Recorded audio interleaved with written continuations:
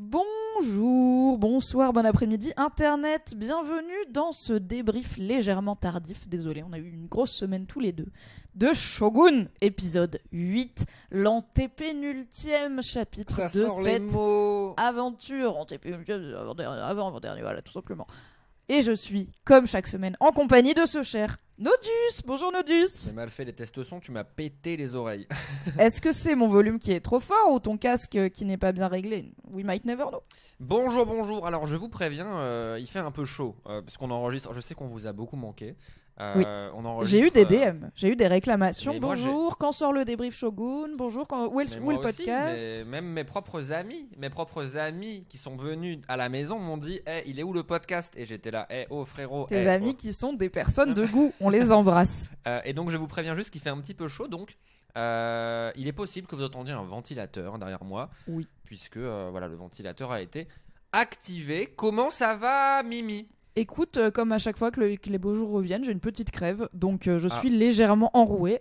À part ça, ça va, je suis ravie de te retrouver pour ce podcast. Et moi aussi. Et ravie car on a une grande annonce qu'on peut d'ores et déjà faire, qui est que le débrief du dernier épisode de Shogun et donc de toute la saison aura lieu en live sur ma chaîne Twitch. Mais non. En ta compagnie. Mais non. Et en la compagnie de cette délicieuse Marie Kigai, créatrice de contenu, streameuse, productrice que nous aimons beaucoup, avec laquelle je co-anime déjà l'émission BFF sur sa chaîne. C'est vrai. Et qui s'est mise à Shogun sur nos conseils et qui ne regrette rien, qui est une fidèle auditrice du podcast. Je l'ai donc invitée à se joindre à nous pour ce débrief final de Shogun qui aura lieu, notez dans vos agendas, le 24 avril au soir à 20h sur ma chaîne Twitch, MYMY. Attends, vas-y, je vais le noter aussi dans mon agenda. Je t'ai envoyé une invite dans ton agenda, t'inquiète. Je vais le noter. Ah non, c'est Marie qui l'a fait, donc t'as pas d'invite. Voilà, je vais le noter parce que sinon je serais pas là, quoi. Donc Valentin, qui rappelons-le, est mon compagnon à la vie, m'a lancé un regard qui disait « Ouah, t'as la date ?» J'avais pas la date. On a la date. C'est donc le 24 avril au soir. En attendant, on va vous parler cette semaine de l'épisode 8 et la semaine prochaine, en podcast, bien sûr, de l'épisode, 9, 1, tout simplement. C'est vrai, 8, 9, 10. C'est... Voilà. Ouais, c'est l'ordre, quoi. Valentin Sebo, alias Nodus, peux-tu te représenter rapidement pour celles et ceux qui joignent l'aventure, qui montent à bord de l'Erasmus, pourquoi pas, pour cet épisode 8 et qui peut-être ne nous connaissent pas? Valentin, de mon prénom, Nodus, de mon pseudo, journaliste, streamer à mes heures perdues. Je travaille dans le jeu vidéo, pas du tout dans le Japon, mais voilà, comme j'aime le dire à chaque fois, chaque épisode de ce podcast qui passe fait de moi un expert du Japon féodal. Voilà, de plus en plus, et là je suis de plus en plus solide sur les appuis. et je suis content parce que cette semaine j'ai réussi à boucler des trucs de taf. C'est aussi pour ça qu'on enregistre un peu plus tard. Le gros truc sur lequel je travaillais ces dernières semaines, j'ai enfin réussi à le boucler. Donc j'ai passé ma journée d'hier à ne rien faire à part jouer aux jeux vidéo en slip dans le bureau. Voilà. Plaisir. Bien sûr, on vous le dira, si jamais ce contenu sur lequel tu as généreusement travaillé est dispo avant la fin des débriefs de Shogun, on vous le dira, on vous l'annoncera et on vous mettra un lien dans la description. J'en doute. Moi, c'est Mimi Hegel. Je crée du contenu sur Internet de façon diverse et variée, donc je vais pas vous faire tout le topo, ça va être très long. Mais en ce moment, ce que j'ai à vous dire, c'est que je vous donne rendez-vous le 18 avril pour une masterclass autour de l'écriture. Alors, c'est un projet qui s'appelle Le Cas, que j'ai co-créé avec une super autrice du nom de Kalindi Rampfel, que vous connaissez peut-être du podcast 4 quarts d'heure, n'est-ce pas? Sinon, allez écouter, c'est vraiment bien zozo. Avec Kalindi, on a créé Le Cas, qui à la base était un projet d'atelier d'écriture, et on l'a enrichi en y ajoutant 2 volets, toujours autour de l'écriture et de la littérature, qui sont d'une part un book club. On va parler ce mois-ci de Sharp Objects sur ma peau de Gillian Flynn, l'autrice de Gone Girl. Ce sera en live sur ma chaîne Twitch aussi.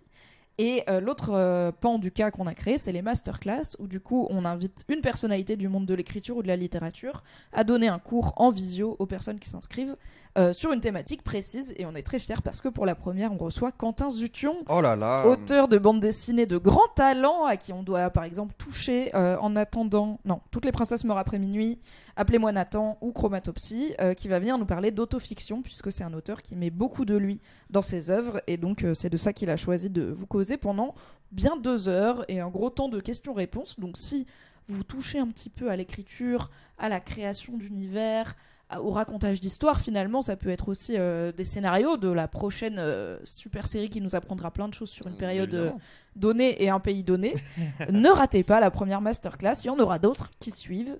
Voilà, et sinon, si vous aimez m'écouter parler dans un micro, vous pouvez me retrouver tous les lundis dans le Fab et Mimi Show, en podcast et sur YouTube. Fab et Mimi Show qui d'ailleurs se tiendra en public. Mais c'est très vrai. En public, à un moment où moi je ne suis pas. Alors, attends. Arrête, dis pas ça, sinon les gens, tes fans, moi je veux qu'ils Mais viennent non, mais à mon émission en non. pensant te croiser. C'est bien à l'Apollo Théâtre. À l'Apollo Théâtre, tout à fait. Paris, le 16 mai. J'ai un seum. Moi, je suis en Pologne. Je dois me barrer à fucking Varsovie, me peler le cul, et toi, je pourrais même pas te voir. Mais tu vas manger des pierogies. Non, ouais. Tu devrais. Ramène-moi des pierogies pour te faire pardonner de rater la première édition du Fab et Mimi Show sur scène. En effet. Merci beaucoup à Acast et Amazon Music qui nous invitent dans le cadre de leur festival podcast en live. On y sera du coup à 20h pour un épisode un peu spécial du Fab et Mimi Show où bien sûr vous êtes généreusement conviés. Je vous mets le lien dans la description. Il n'y a que 300 places. Oui. Ça peut partir vite, voilà, sans vouloir me la raconter. N'hésitez donc pas à prendre la vôtre. Donc voilà, allez-y à ma place. Moi je ne peux pas y aller, mais je compte sur vous. Évidemment, pour porter je veux que quelqu'un porte un chapeau de mariachi. Je veux vraiment que dans le public, vous soyez perturbé par juste un gars qui a un chapeau de 2 mètres de haut. Ou le chapeau de Saeki, le demi-frère de Toranaga, le casque phallique là. T'arrives à l'Apollo Théâtre avec un casque. Tu passes pas la porte. Le truc qui fait 1m30. En vrai, je pense en Vigipirate ça marche pas, tu vois. T'as même pas le droit d'amener une bouteille d'eau, mon gars. Il doit fouiller le chapeau, quoi. Oui, c'est genre, qu'est-ce qu'il y a dedans, monsieur? C'est pas possible. Valentin, avant qu'on commence à parler, à rentrer dans l'art de Shogun épisode 8. C'est pas souvent qu'elle me Valentin, donc sachez-le. C'est vrai. Tu m'as dit que t'avais une reco. Oui, tout à fait. J'ai une reco qui est liée à Shogun. Voilà. Bon, si vous écoutez, si après, vous avez. Sinon, si tu vends une bagnole, tu peux l'annoncer aussi. Je vends une Clio 2. Voilà. Elle a 30 000 bornes. Il manque la portière gauche, mais bon. Après, voilà, le contrôle technique est passé. N'hésitez pas. Offre en DM. Non, plus sérieusement, j'imagine que si vous avez écouté 8 épisodes de ce podcast, c'est que quelque part vous aimez Shogun. Non, il y a vraiment des gens qui regardent pas et qui nous écoutent. C'est ma passion. Moi, je croyais que c'était un podcast sur The Bear, merde. On en fera un bien sûr en juin, The Bear saison 3 sur Disney+, let's go. Donc j'imagine effectivement que vous aimez vous intéresser à Shogun et à tout ce qui entoure Shogun. Et moi j'ai découvert la semaine dernière que lorsque la série sort en fait sur la chaîne FX Networks sur YouTube, ils sortent une série qui s'appelle The Making of Shogun, qui s'attarde sur différents points. C'est des petits épisodes de 5 à 10 minutes chacun. Et en fait moi j'ai découvert cette série de Making of avec un épisode sur les costumes. Et il y a le costumiste, on dit costumier, putain, j'avais une chance sur 2. Le costumier, ouais, je suis fatiguée. Le costumier de Shogun, qui pour le coup n'est pas du tout quelqu'un de japonais, c'est un costumier américain, je crois, qui du coup explique avec qui il travaille, les différents corps de métier, comment il s'inspire des différentes époques du Japon, qu'est-ce que veulent dire les costumes en fonction des épisodes et tout. Il y a ça. Je me souviens d'un plan où il présente, je crois, à Toranaga ou à Yabushige un genre de par-dessus en plume de pan, en lui expliquant voilà, là on a mis les plus jeunes plumes du cou en haut pour que ça transforme finalement la personne qui le porte incroyable. En pan. Et j'étais là, mais c'est toujours fascinant le niveau de craft, d'artisanat qui va dans des choses qu'on voit parfois 2 secondes à l'image, tu vois, mais qui sont trop belles. Là, il y a vraiment il explique que parfois un costume peut prendre vraiment des dizaines d'heures alors qu'on va le voir vraiment juste 5 minutes, notamment dans l'épisode, je sais plus l'épisode 6 ou 7 dont on a parlé dernièrement, dans lequel ils vont dans le Yukaku, le quartier des plaisirs, dans le Ladies of the Willow. Tout à fait. Ladies of the Willow World. Il y a le fameux kimono rouge. Le fameux kimono rouge avec des poissons dans le dos. Yes. Et il explique justement dans l'épisode de Making of Shogun sur YouTube pourquoi est-ce que les poissons ça a une signification, pourquoi. Non, c'est des poissons ou des oiseaux. Putain. Bon, bref. Regardez les vidéos pour le savoir. Et il y a également, donc il y a plein d'épisodes. Il y a celui sur les costumes, celui sur l'ambiance visuelle. Il y a également celui. Là, ils en ont sorti un tout récemment sur le théâtre, et on aura l'occasion de parler de théâtre dans cet épisode là de podcast. Et donc, ils s'attardent sur comment ils ont recréé du théâtre traditionnel de l'ère Edo. Et il y a mon épisode bref de Making of Shogun, qui s'appelle Une journée avec Hiroyuki Sanada. Et qui n'a pas envie de passer une journée avec Je veux Hiroyuki passer Sanada? ma vie avec Hiroyuki Mais j'ai trop Sanada. envie, j'ai envie d'aller partout, j'ai envie d'aller à Disneyland avec lui, j'ai envie d'aller acheter à Leroy Merlin. Acheter genre- des clopes. Ouais, avec j'ai Hiroyuki Sanada. envie d'aller genre J'ai envie d'être coincé dans les bouchons avec Hiroyuki grave, Sanada. j'ai envie d'aller prendre de l'essence et il y a plus d'appareil à carte, donc il faut sortir de la voiture et aller payer en liquide à la caisse avec Hiroyuki Sanada. Qui bien sûr est l'interprète de Toranaga et un des producteurs exécutifs de Shogun, très impliqué bien Oui, sûr dans tout à le fait. développement de la série. Donc si vous- vous ne l'aviez pas, nous on est un peu très fort en nom, on peut le dire. Oui, oui, bah évidemment. Surtout toi. Mais donc voilà, si jamais, blague à part, Shogun vous intéresse et que vous voulez pousser, j'ai envie de dire La le découverte. raisonnement, la découverte, etc. Sachez que sur YouTube, vous tapez The Making of Shogun et vous avez plein d'épisodes officiels qui sont trop bien et qui en plus se payent le luxe de ne pas spoiler. Yes. Ça ne spoil pas, même si là vous êtes en retard de 1 ou 2 épisodes, ça ne va pas du tout vous spoiler. Après, si vous êtes en retard d'un ou deux épisodes, pourquoi vous Qu'est-ce que écoutez vous faites là? Qu'est-ce que vous ce faites débrief de ici? l'épisode 8 Car bon, c'est peut-être le moment de le dire, assez vite on va se mettre à vous spoiler tout ce qui s'est passé dans Shogun jusqu'à Tout à l'épisode 8 inclus, puisque c'est le concept d'un podcast débrief. Voilà. Tout à fait, tout à fait. Tu me disais également, alors je te jette sous le bus, je suis navré de faire ça, que tu as reçu un message Oui. d'une historienne. Tout à fait, d'une experte en tout cas, qui m'a fait remarquer à très juste titre que j'utilise comme beaucoup de gens un abus de langage en parlant de Japon médiéval, puisqu'on n'est pas du tout au Moyen-Âge. Effectivement, en 1600, ce n'est plus le Moyen-Âge. Et je sais que ça entretient un peu cette idée. Il y a plein d'idées reçues autour du Moyen-Âge.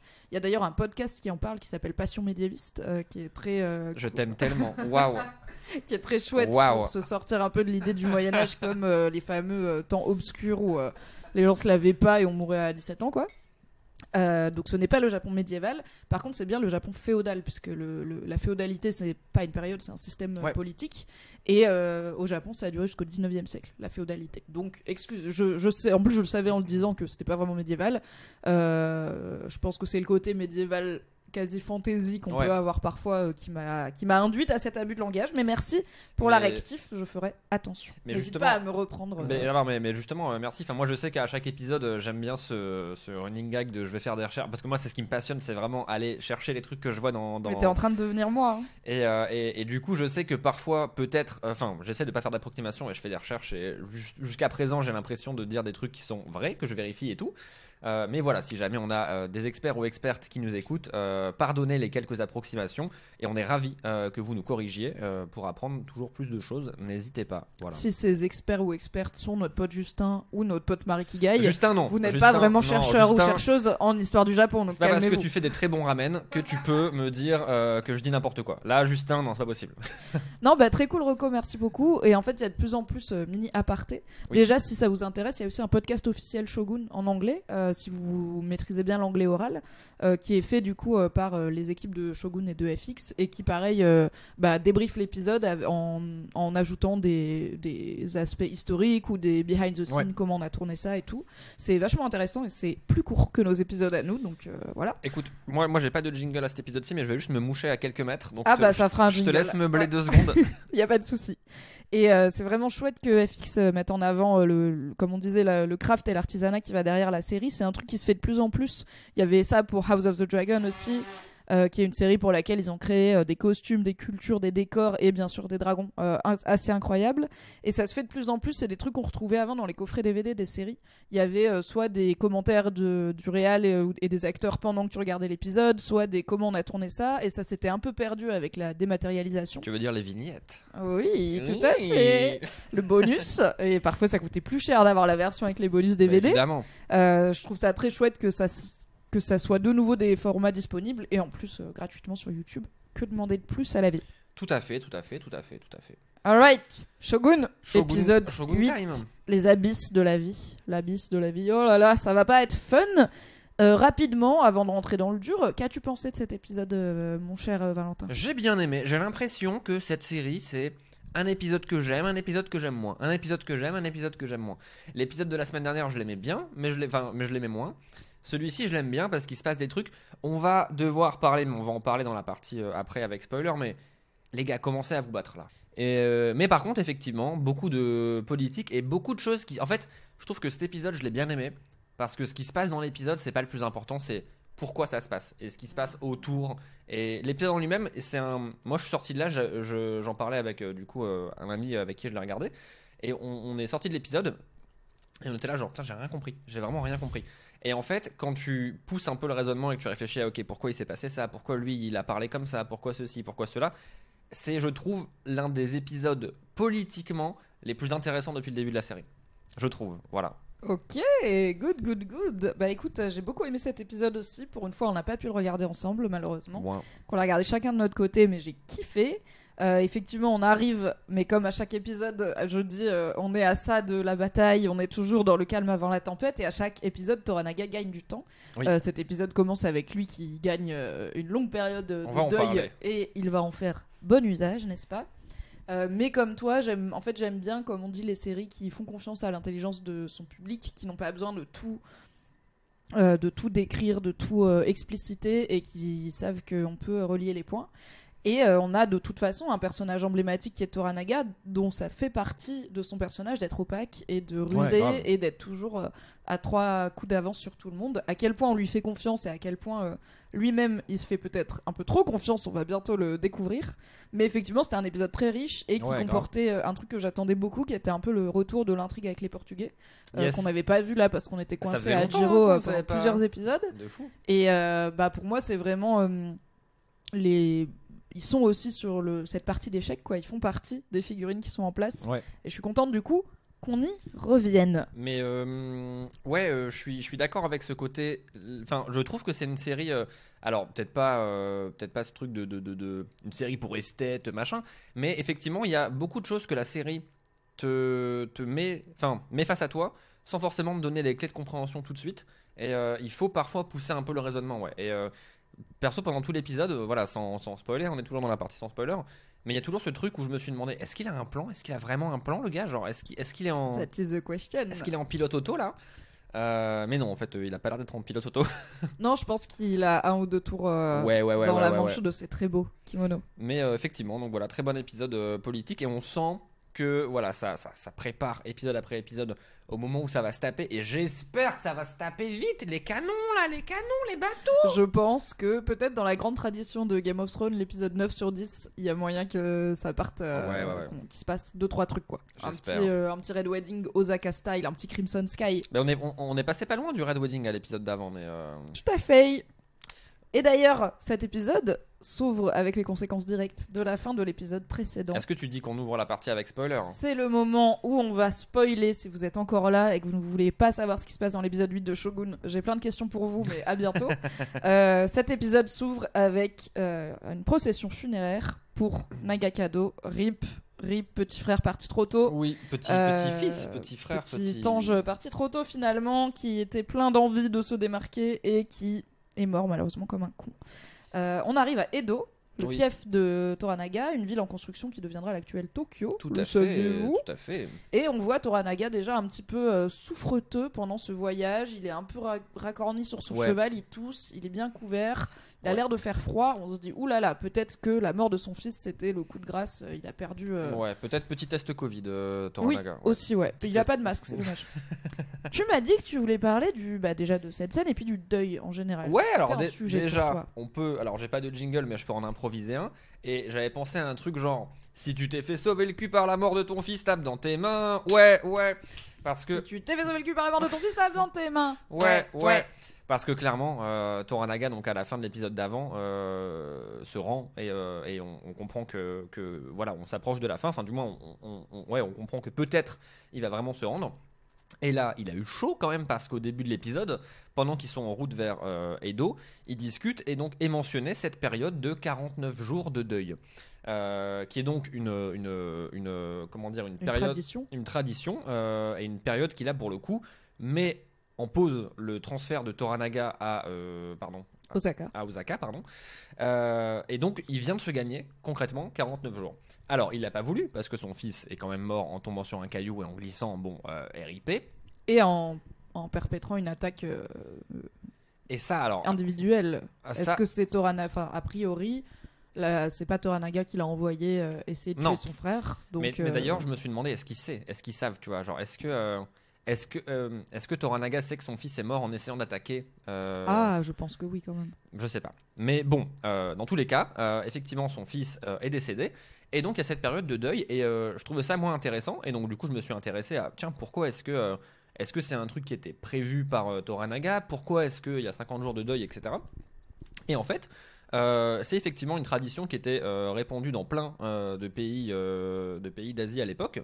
C'est une tradition qui vient du bouddhisme et qui là en l'occurrence est un peu liée au shintoïsme, pardon. Et ça fait partie effectivement du rite funéraire shintoïste et bouddhiste d'attendre. Il y a différentes étapes et donc le deuil dure 49 jours et le 49e jour, c'est normalement le moment où l'âme de la personne va quitter son corps et donc du coup le deuil est fait. Et voilà, moi je voulais juste parler de ça. Et il y a un moment aussi dans l'épisode où on voit, en faisant des recherches, je me suis rendu compte qu'il y avait plusieurs épisodes où on avait vu ça. Il y a un moment dans cet épisode où on voit Toranaga se recueillir et prier avec une seule main. Il prie avec une seule main devant son visage. Alors, je me suis renseigné, pourquoi tu pries avec une seule main? Il y a aucune... J'ai envie de voir ton historique Google. Il n'y a aucune raison pour laquelle il prie avec une seule main. Même tous les gens sur Reddit disent c'est juste pour avoir l'air cool. Moi j'y crois, c'est Hiroyuki Sanada, donc j'y crois. Tu peux prier avec une seule main si ta main droite est occupée par exemple, je sais pas, sur ton épée ou à boire du thé ou je sais pas quoi. Mais là, il... Généralement quand tu pries, tu poses ton drink quand même. Ouais. T'es pas là en mode attends Jésus, j'ai les mains prises là, j'ai la pinte des potes, mais merci. Tu vois, mais effectivement là, il prie juste à une main pour avoir l'air cool. Et donc voilà, il faut, de ce que j'ai cru comprendre, et là bah du coup je suis très curieux s'il y a des experts ou expertes qui nous écoutent. À l'époque c'était donc au Japon, si je ne dis pas de bêtises, le shintoïsme, et c'est après, plus tard, aux alentours de 1800, donc là on est à l'ère Edo, aux alentours de 1600, mais plus tard en 1800, lors de la réunification, que les pratiques vont être plus clairement définies et qu'on va davantage mettre des choses dans la boîte du shintoïsme et dans la boîte du bouddhisme. Mais à l'époque c'est un peu... Et en fait la série apparemment traite ça très bien. Il y a plein d'inspirations de pratiques différentes. Et dans le livre, mais corrige-moi si je me trompe parce que toi tu l'as lu, il y a un vrai rapport qui est décrit à la religion et comment les différentes religions affectent les gens. Il y a Blackthorn qui est protestant, même au sein des Japonais, ils sont du coup, j'imagine, dans le shintoïsme. Mais voilà, il y a, je trouve... Mais même ceux qui... Effectivement, il y a plusieurs personnages qui ont leur propre rapport à la religion et à des formes de religion un peu hybrides, comme Mariko qui est certes chrétienne et catholique, mais qui incorpore aussi forcément... une philosophie plus liée au shintoïsme et au bouddhisme, notamment avec... Certes, elle a cette dualité de... dans la religion catholique, le suicide, c'est un péché capital. Ouais. Et en même temps, elle veut que se faire seppuku, tu vois, ce qui est quand même un peu... un suicide. On en parlera plus tard, mais je pense que la finalité, c'est de se donner la mort. Donc... et on voit que même dans les personnages qui sont dans des rites shinto, ils ont tous un rapport différent à leur religion, mais comme tu peux prendre 10 chrétiens, et il y en a qui vont être... Oui, évidemment. Voilà, je le fais parce que c'est les rites, il y en a qui vont y croire à fond, il y en a qui vont voir ça un peu plutôt comme une superstition et de la chance. Yabushige, il a un peu ce côté... tu vois, il est fasciné par le destin, par la mort, etc. Donc pas mal il par a la lui-même mort, un rapport étrange à tout ce qui peut être spirituel, vie après la mort, etc. Donc oui, je continue à vous recommander le bouquin, hein. C'est un bon gros morceau de 1000 pages, mais c'est vraiment chouette si la série vous plaît. En plus, je pense que c'est marrant de le lire après avoir vu la série. De voir les différences et tout. Ah bah je suis très curieux. Alors je dis pas que je le lirai parce que c'est quand même un gros morceau et moi perso la lecture c'est un peu plus compliqué, mais j'ai trop hâte. Franchement j'ai trop hâte d'essayer. Ouais. Donc voilà, je voulais m'intéresser au rite funéraire et effectivement ils se sont fait un peu sauver le cul par ces 49 jours de deuil. Par un rocher qui glisse. Par un rocher. Et donc vient effectivement la question que moi je me posais à l'épisode d'avant. Qui est est-ce que Toranaga sait, est-ce que c'était pas prévu que le gars il meure, mais ils ont eu chaud de fou quoi, parce que s'il était pas mort, en fait Toranaga là ça part hop directement à RERB tout Osaka.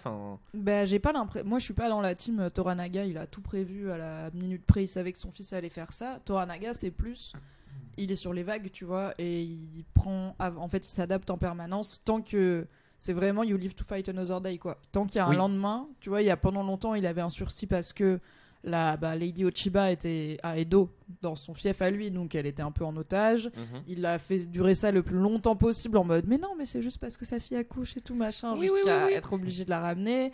Ensuite, il y a eu contretemps de vous êtes plus que 4 régents et pas 5, donc vous pouvez pas voter. En fait, tant qu'il y a de la vie, il y a de l'espoir, pourrait être sa devise s'il était plus beauf et moins cool. Mais oui, ça veut pas dire qu'il savait ce que son fils allait faire. Si ça avait pas été ça, ça aurait peut-être été autre chose. Ils sont en route vers Osaka, bam, tremblement de terre, tu vois. Peut-être qu'il aurait donné son bateau à Blackthorn pour qu'ils viennent les canonner sur la côte. Enfin, j'en sais rien, tu vois. Mais les canonner, tout à fait, les encanonner. Du terme les canonner. Moi, j'ai une question pour toi. Est-ce qu'au début de l'épisode, quand tu vois Toranaga tousser et tout malade, t'y crois ou pas? Ouais, de fou. Ouais. En vrai, quand je le vois malade... Alors, je me dis... il est fort Hiroyuki Sanada. Je me dis à quel moment il a chopé un rhume entre l'épisode 7 et l'épisode 8, parce que... Ils ont fait tout le trajet jusqu'à Edo, donc ça doit quand même pas être 20 minutes. Quoi. Et c'est vrai qu'on oublie que, ils ont pas... ils ont pas les médicaments, tu vois, c'est compliqué, quoi. C'est mieux qu'à Londres, donc, mais moins bien qu'au CHU le plus proche. Voilà. Donc, puis il est pas tout jeune, quoi. Et puis il est pas tout jeune, et donc je le vois arriver toussant et tout... Et ça renforce vraiment ce côté, mais on va parler du rapport au théâtre et tout, et du rapport au jeu d'acteur dans cet épisode, mais ouais, il me fait vraiment croire qu'il est malade, et au-delà de ça, je pense qu'il fait croire aux autres qu'il est malade. Bien sûr. Et c'est là qu'il réussit. Mais ouais, non, je le vois tousser sa race, je me dis, il va canner avant la fin de l'épisode, c'est sûr. C'est certain. Là, désolé, mais non, mais attends, mais... Tu t'es fait eu. Tu le vois tousser, le mec est là en mode il a un Moi gars... je ne crois rien de ce que Toranaga fait en public déjà. Il a un gars qui le porte, il a un gars qui l'aide à marcher. Mais il faut faire semblant d'être faible et tu sais, et il y a une scène où il tousse quand il est tout seul. Et là à un moment j'ai douté, je me suis dit là il y a personne qui le voit et il tousse. Attends. Et il y a un film que j'adore, c'est Le Prestige. C'est mon Christopher Nolan préféré, c'est un film sur un duel de magiciens c'est vrai. Illusionnistes au 19e siècle. Non, au début 19e siècle, genre exposition universelle, époque fin de victorienne et tout. Et d'ailleurs, j'en ai fait un épisode du podcast cinéma Le Film Club que je co-anime avec Fabrice Florent, donc vous pouvez retrouver toutes mes pensées dessus. Mais dedans, il y a l'idée que pour faire de bons tours, il y a des magiciens qui, en gros, quand ils sont en personnage, ils le lâchent jamais. Et notamment, il parle d'un magicien venu de Chine, qui est un vieil homme tout recourbé, qui marche avec des cannes, etc. Et qui fait un tour où, en gros, il passe une toche devant lui et ça fait apparaître un énorme bocal à poisson plein d'eau avec un poisson. Ah oui. Donc c'est lourd. Et ils sont là, mais comment il fait? Genre vraiment, c'est un papy. Et un des deux magiciens, il dit, en fait, il fait semblant. Il fait semblant d'être infirme, il fait semblant de boiter. Et l'autre, il dit, mais non, mais je l'ai vu dans la rue, je l'ai vu et tout le temps, en fait, il est comme ça. Genre, tu peux pas faire semblant tout le temps. Et l'autre, il là, tu dis ça parce que t'es pas un vrai magicien. Bien sûr, tu fais semblant tout le temps, même quand t'es tout seul. Et ça devient un point très important du film Le Prestige. Donc moi, je vois Toranaga tousser tout seul. Toi, je me dis, t'es trop en mode Christian Bale, là. Moi, je suis limitless. Je me dis, il tousse tout seul, donc il est vraiment malade. Et après, je suis là, bien tenté, Hiroyuki Sanada. On va... Bien tenté, Toranaga-sama. À mon avis, il tousse tout seul, mais dans sa tête, il est là. On va poser cette information là, et effectivement, elle a son importance, puisqu'on verra à la fin de l'épisode qu'il se passe des choses, et voilà. Il se passe des bails. Mais il tousse en public, il tousse tout seul, et je pense que ça fait partie, on en parlera, mais ça fait clairement partie de la comédie, quoi. Bah oui, pour un homme aussi fier, tu te dis, il se mettrait jamais dans cette posture humiliante, quoi. Oui. Mieux vaut être vivant que fier et mort. On a une mini-scène à Osaka où, écoute, le camp Ishido est plutôt content parce qu'à priori ils ont réussi leur coup. Voilà, le fils de Toranaga est mort, il s'est rendu, il est certes en probation, en période en astreinte, en période d'essai à cause du deuil, mais ça va assez vite être réglé. Cependant, Oshiba, elle dit, moi j'y croirai quand je le verrai, tu vois. Tant qu'il est pas mort, il est pas mort, il peut toujours nous en faire une à l'envers. Ishido de son côté est plutôt ravi de lui-même. Et il a une proposition pour Ochiba, pour célébrer ça, et puis pourquoi pas renforcer leur alliance. Il veut se marier. Il la tente. Et franchement, il a tenté le move. Il s'est dit, tu sais quoi, là, je pense que c'est le bon moment. Là, c'est maintenant. Pour moi, ça ne dit pas beaucoup de bien de son instinct de survie personnel. On sait déjà qu'Ishido, c'est pas le katana le plus aiguisé de l'armurerie. Mais je me dis, t'as vraiment envie de te marier. C'est comme demander en mariage une montre religieuse, tu vois. Genre, elle fait trop peur. Non, mais de fou. Et en fait, je pense que, à mon avis, j'ai perçu ça comme. Parce que je sais pas trop dans le cas du mariage à ce moment-là au Japon, si on sait une société matriarcale, si ça renforce davantage les droits du gars ou les droits de la meuf. Les droits du gars, et comme dit un moment Blackthorn dit en parlant de Buntaro, à Londres comme comme in the Japans, une femme est la propriété de son mari. Et ben, le truc, c'est que C'est son seigneur, tu vois. quand tu penses parce que j'imagine que lui, il se marie parce qu'il veut avoir 6 coups d'avance sur Ishido et tout. Non, sur non. Oui, non. Comment s'appelle la Ochiba. Ochiba, pardon. Je suis vraiment nul en prénom. Il pense avoir 8 coups d'avance sur elle. Mais en fait, désolé, mais c'est toi la vicose du mariage. C'est elle qui a sûr. 12 coups d'avance sur toi. Bien sûr. Et donc, on verra plus tard qu'elle accepte son offre de mariage et elle décide de voilà. Non, mais elle va lui faire une gone girl. Mais Il clairement, va rien voir. très clairement, je suis désolé, mon ref, mais là, tu t'es mis dans des Zumba. Là, il faut signer les papiers très vite. Ouais, faut faire un contrat prénuptial, tu sais, parce qu'elle va tout te prendre. Hein. La pension des gosses, là, mon gars. Il va avoir une balise GPS. Son gosse, c'est l'héritier du Taiko. T'imagines comment il coûte cher à l'année en pension? Non, mais il s'est mis dans une sauce. Ouais, Ishido, je pense qu'il y a un aspect patriarcal dans cette demande en mariage. Je pense que Ishido, malgré tout, il sous-estime Ochiba parce que c'est une femme. Clairement. Et qu'il pense que pour elle, le mieux, ce serait d'être sa femme à lui et donc d'être dans sa team parce que ça va être lui le chef des régents, sans comprendre que c'est vraiment elle qui va le mener par le bout du nez. Et en plus, il sait qu'elle a pas peur du meurtre, etc. Quoi. Donc, personnellement, bof. Je ne l'aurais pas fait, mais on verra comment ça se passe pour lui. Moi, j'aurais demandé quelqu'un d'autre en mariage, par exemple. Après, ça va peut-être être une belle cérémonie. Peut-être il y aura du gâteau, du faisan pourri, tout ça. Quoi. Et rappelons que de tout, tu l'as dit là tout à l'heure, mais de tous les persos pour l'instant, la seule qui est là en mode peut-être que Toranaga il fait semblant, c'est elle. En fait, c'est Ochiba. Oui, et genre, c'est la seule qui réfléchit 2 minutes. Et je pense que là jusqu'à la fin de la série, peut-être que tout le monde va croire on va parler de il fait croire d'être malade, il fait croire de se rendre, machin et tout. Je pense que jusqu'au bout, la seule qui va ne pas y croire, c'est Ochiba. Oui, pour elle, tant qu'il est pas mort, il est pas mort. Ouais. Et elle a raison. Après, il y a plusieurs personnages, notamment dans cet épisode, qui doutent. Mais c'est un mix entre le doute et ils ont envie de croire qu'il y a un plan, tu vois, parce que eux aussi, forcément, ils sont condamnés si Toranaga se rend. Donc il y a d'autres personnes qui doutent, mais il y en a qu'une qui est vraiment sûre et c'est Ochiba. Ouais. And she's right. De retour aux funérailles de Nagakado, où on peut noter d'ailleurs que comme dans pas mal de cultures, la couleur du deuil est le blanc. Donc on a des processions et des corps et tout vêtus de blanc, etc. D'ailleurs, j'ai le nom de la robe, si ça t'intéresse, le nom de la robe blanche. Qui s'appelle, mais vas-y, tu peux meubler, hein, D'accord. Non, c'est pour noter qu'on a là aussi des dissensions dans le camp de Toranaga qui est en train de s'entre-déchirer parce qu'ils sentent ils sont contre la reddition du seigneur. Il y a un personnage qui note que les généraux portent leur armure en guise de protestation parce que Toranaga est censé avoir accepté la défaite. Oui. Et il y a plusieurs de ces généraux qui viennent en armure. Et il y a Bushige et Omi qui discutent mais c'est pas possible, on va pas se rendre comme ça. C'est un truc particulier parce que t'es censé, pardon. T'as des traditions effectivement sur les tenues à un enterrement, selon les rites funéraires au Japon à ce moment-là. Et effectivement, le fait de venir en armure, c'est un statement, quoi. C'est t'emmènes ton calibre à l'enterrement, quoi. Voilà. Pour un moment de paix, c'est pas fou. Et bien donc il y a peut-être aussi cette menace pour Toranaga qui est que à force d'avoir 8 coups d'avance et de partager ses plans avec personne ou presque, il risque de se faire renverser par le doute qui est en train de vraiment se répandre dans son équipe, quoi. Je pense que doute, c'est le mot-clé de cet épisode, ouais. Oui. D'ailleurs, donc, vous serez ravis d'apprendre que l'habit blanc utilisé dans les rites funéraires à l'ère Edo s'appelle le Shinishozoku. Shini, ça veut dire mort. Shinishozoku. Je le sais parce que j'ai lu Death Note. Waouh. Il y a un dieu de la mort dedans. Mais je suis en couple avec cette personne qui me cite Death Note un samedi à 12h20. On est sérieux ici, on parle du Japon, on parle d'histoire, on parle de... Et toi tu me parles de Light Yagami. Death Note, c'est l'héritier d'une longue tradition de divinité de la mort dans des contenus populaires au Japon. Sois pas deg. Je vais devenir méchant. Je deviens Light Yagami. Et donc le Shinishozoku, la traduction serait un habit pour le voyage vers l'éternité. C'est un kimono blanc pour les femmes et pour les hommes. Mais les hommes peuvent également porter un costume. Et fait intéressant, le kimono blanc, donc le Shinishozoku, est croisé. En fait, on croise le kimono de façon différente en fonction de si la personne est vivante ou décédée. La personne décédée. C'est bien, si t'as un doute, tu peux regarder le croisement et dire ah non, ça va, c'est bon. Ouais, en fait, j'ai cru qu'il était mort, mais c'est bon. C'est-à-dire, tu le croises bien, mais tu meurs avec ce kimono. Imagine, tu le croises mal. En train de mourir, t'es là. Tu le croises mal. Tout le monde croit que t'es mort. Tout le monde croit que t'es mort. Tout le monde est là, putain, fantôme. Sa mère. Et donc, sur les personnes décédées, le Shinishozoku était croisé vers la droite, et pour les personnes vivantes, vers la gauche. Voilà. Et donc, voilà, voilà, c'est tout. Merci.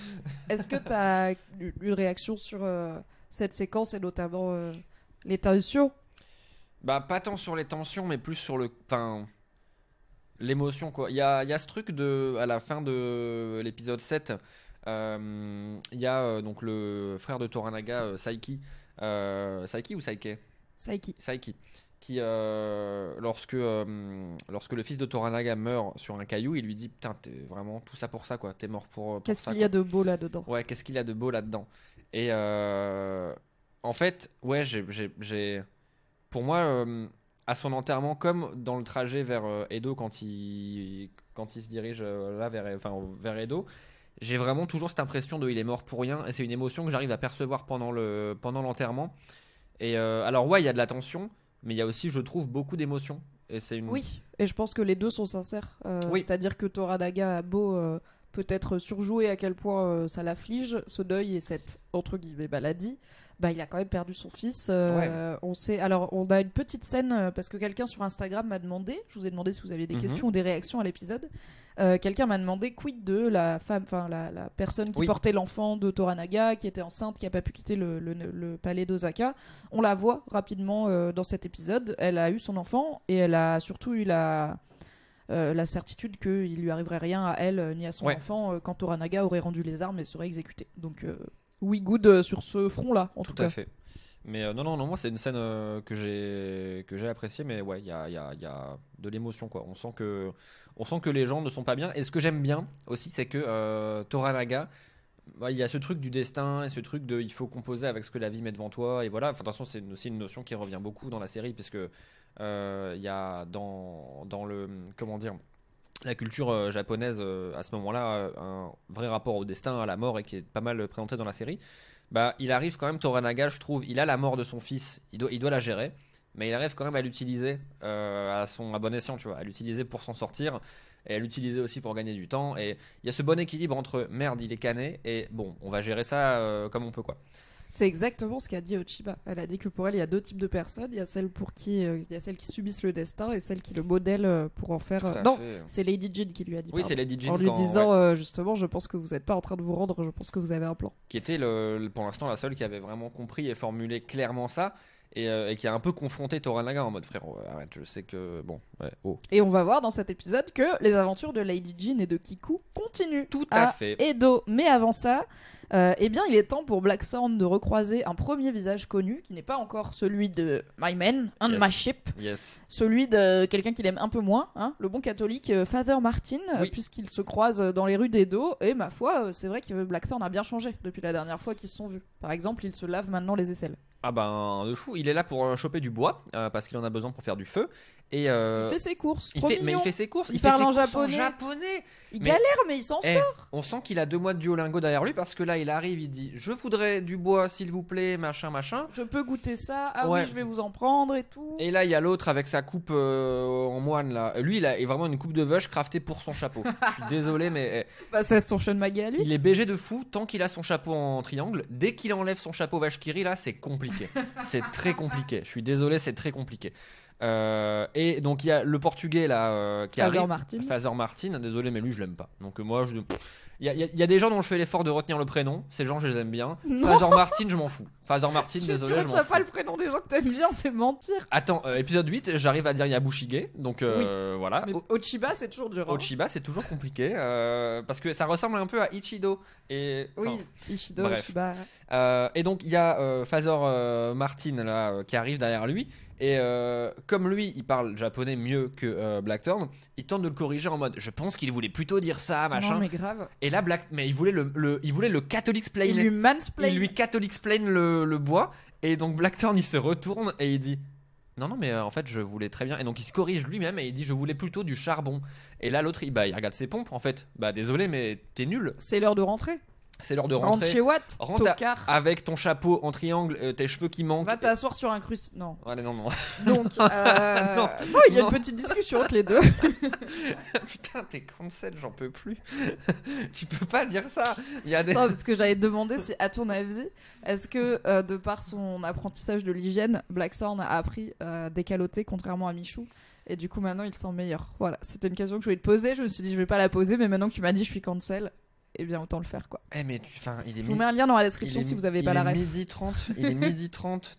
J'ai bu 2 cafés seulement. T'as pas le droit de. Bon, bref. Et donc, il y a le con qui arrive. Il fait le con avec Blackthorn. Et Blackthorn, il lui dit non, maintenant je suis Hatamoto et je sais parler japonais. Donc je vais prendre mon charbon et tu vas aller bien niquer ton cul. Et C'est ensuite, exactement ce qu'il et lui dit. ensuite il s'en va.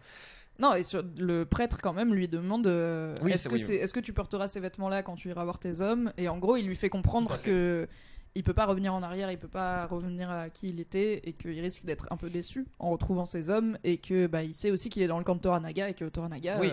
a priori n'est pas le camp gagnant, ce n'est pas le bon cheval. Donc mais je pense qu'il y a une forme d'empathie sincère de en fait Blackthorn, tu sais toujours pas dans quoi t'as mis les pieds quoi, c'est là ta vie elle est Ouais, pas mais normale, là- t'es à ta moto mais tu vis pas dans le bon quartier. Ah bah sa vie est pas normale. Ton seigneur il va se rendre, ta traductrice c'est ciao parce qu'il y a aussi un petit échange entre Mariko et Blackthorn où il dit qu'est-ce qui va arriver à ma traductrice si moi je reste à Edo et que vous partez Ouais. pour Osaka.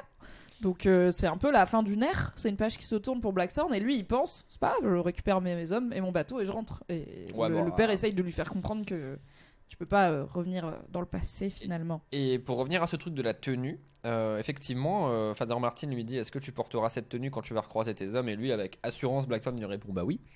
D'un côté, je le comprends parce que bah déjà, lui, il avait, je pense, embarqué une ou deux tenues max de l'Angleterre l'odeur. pas lavées. Ils ont versé des tripes de poisson dessus. Non hein. mais et je pense qu'en vrai, une fois que même au-delà du côté, il est trop profond dans sa vie japonaise, là, il peut pas revenir en arrière et tout.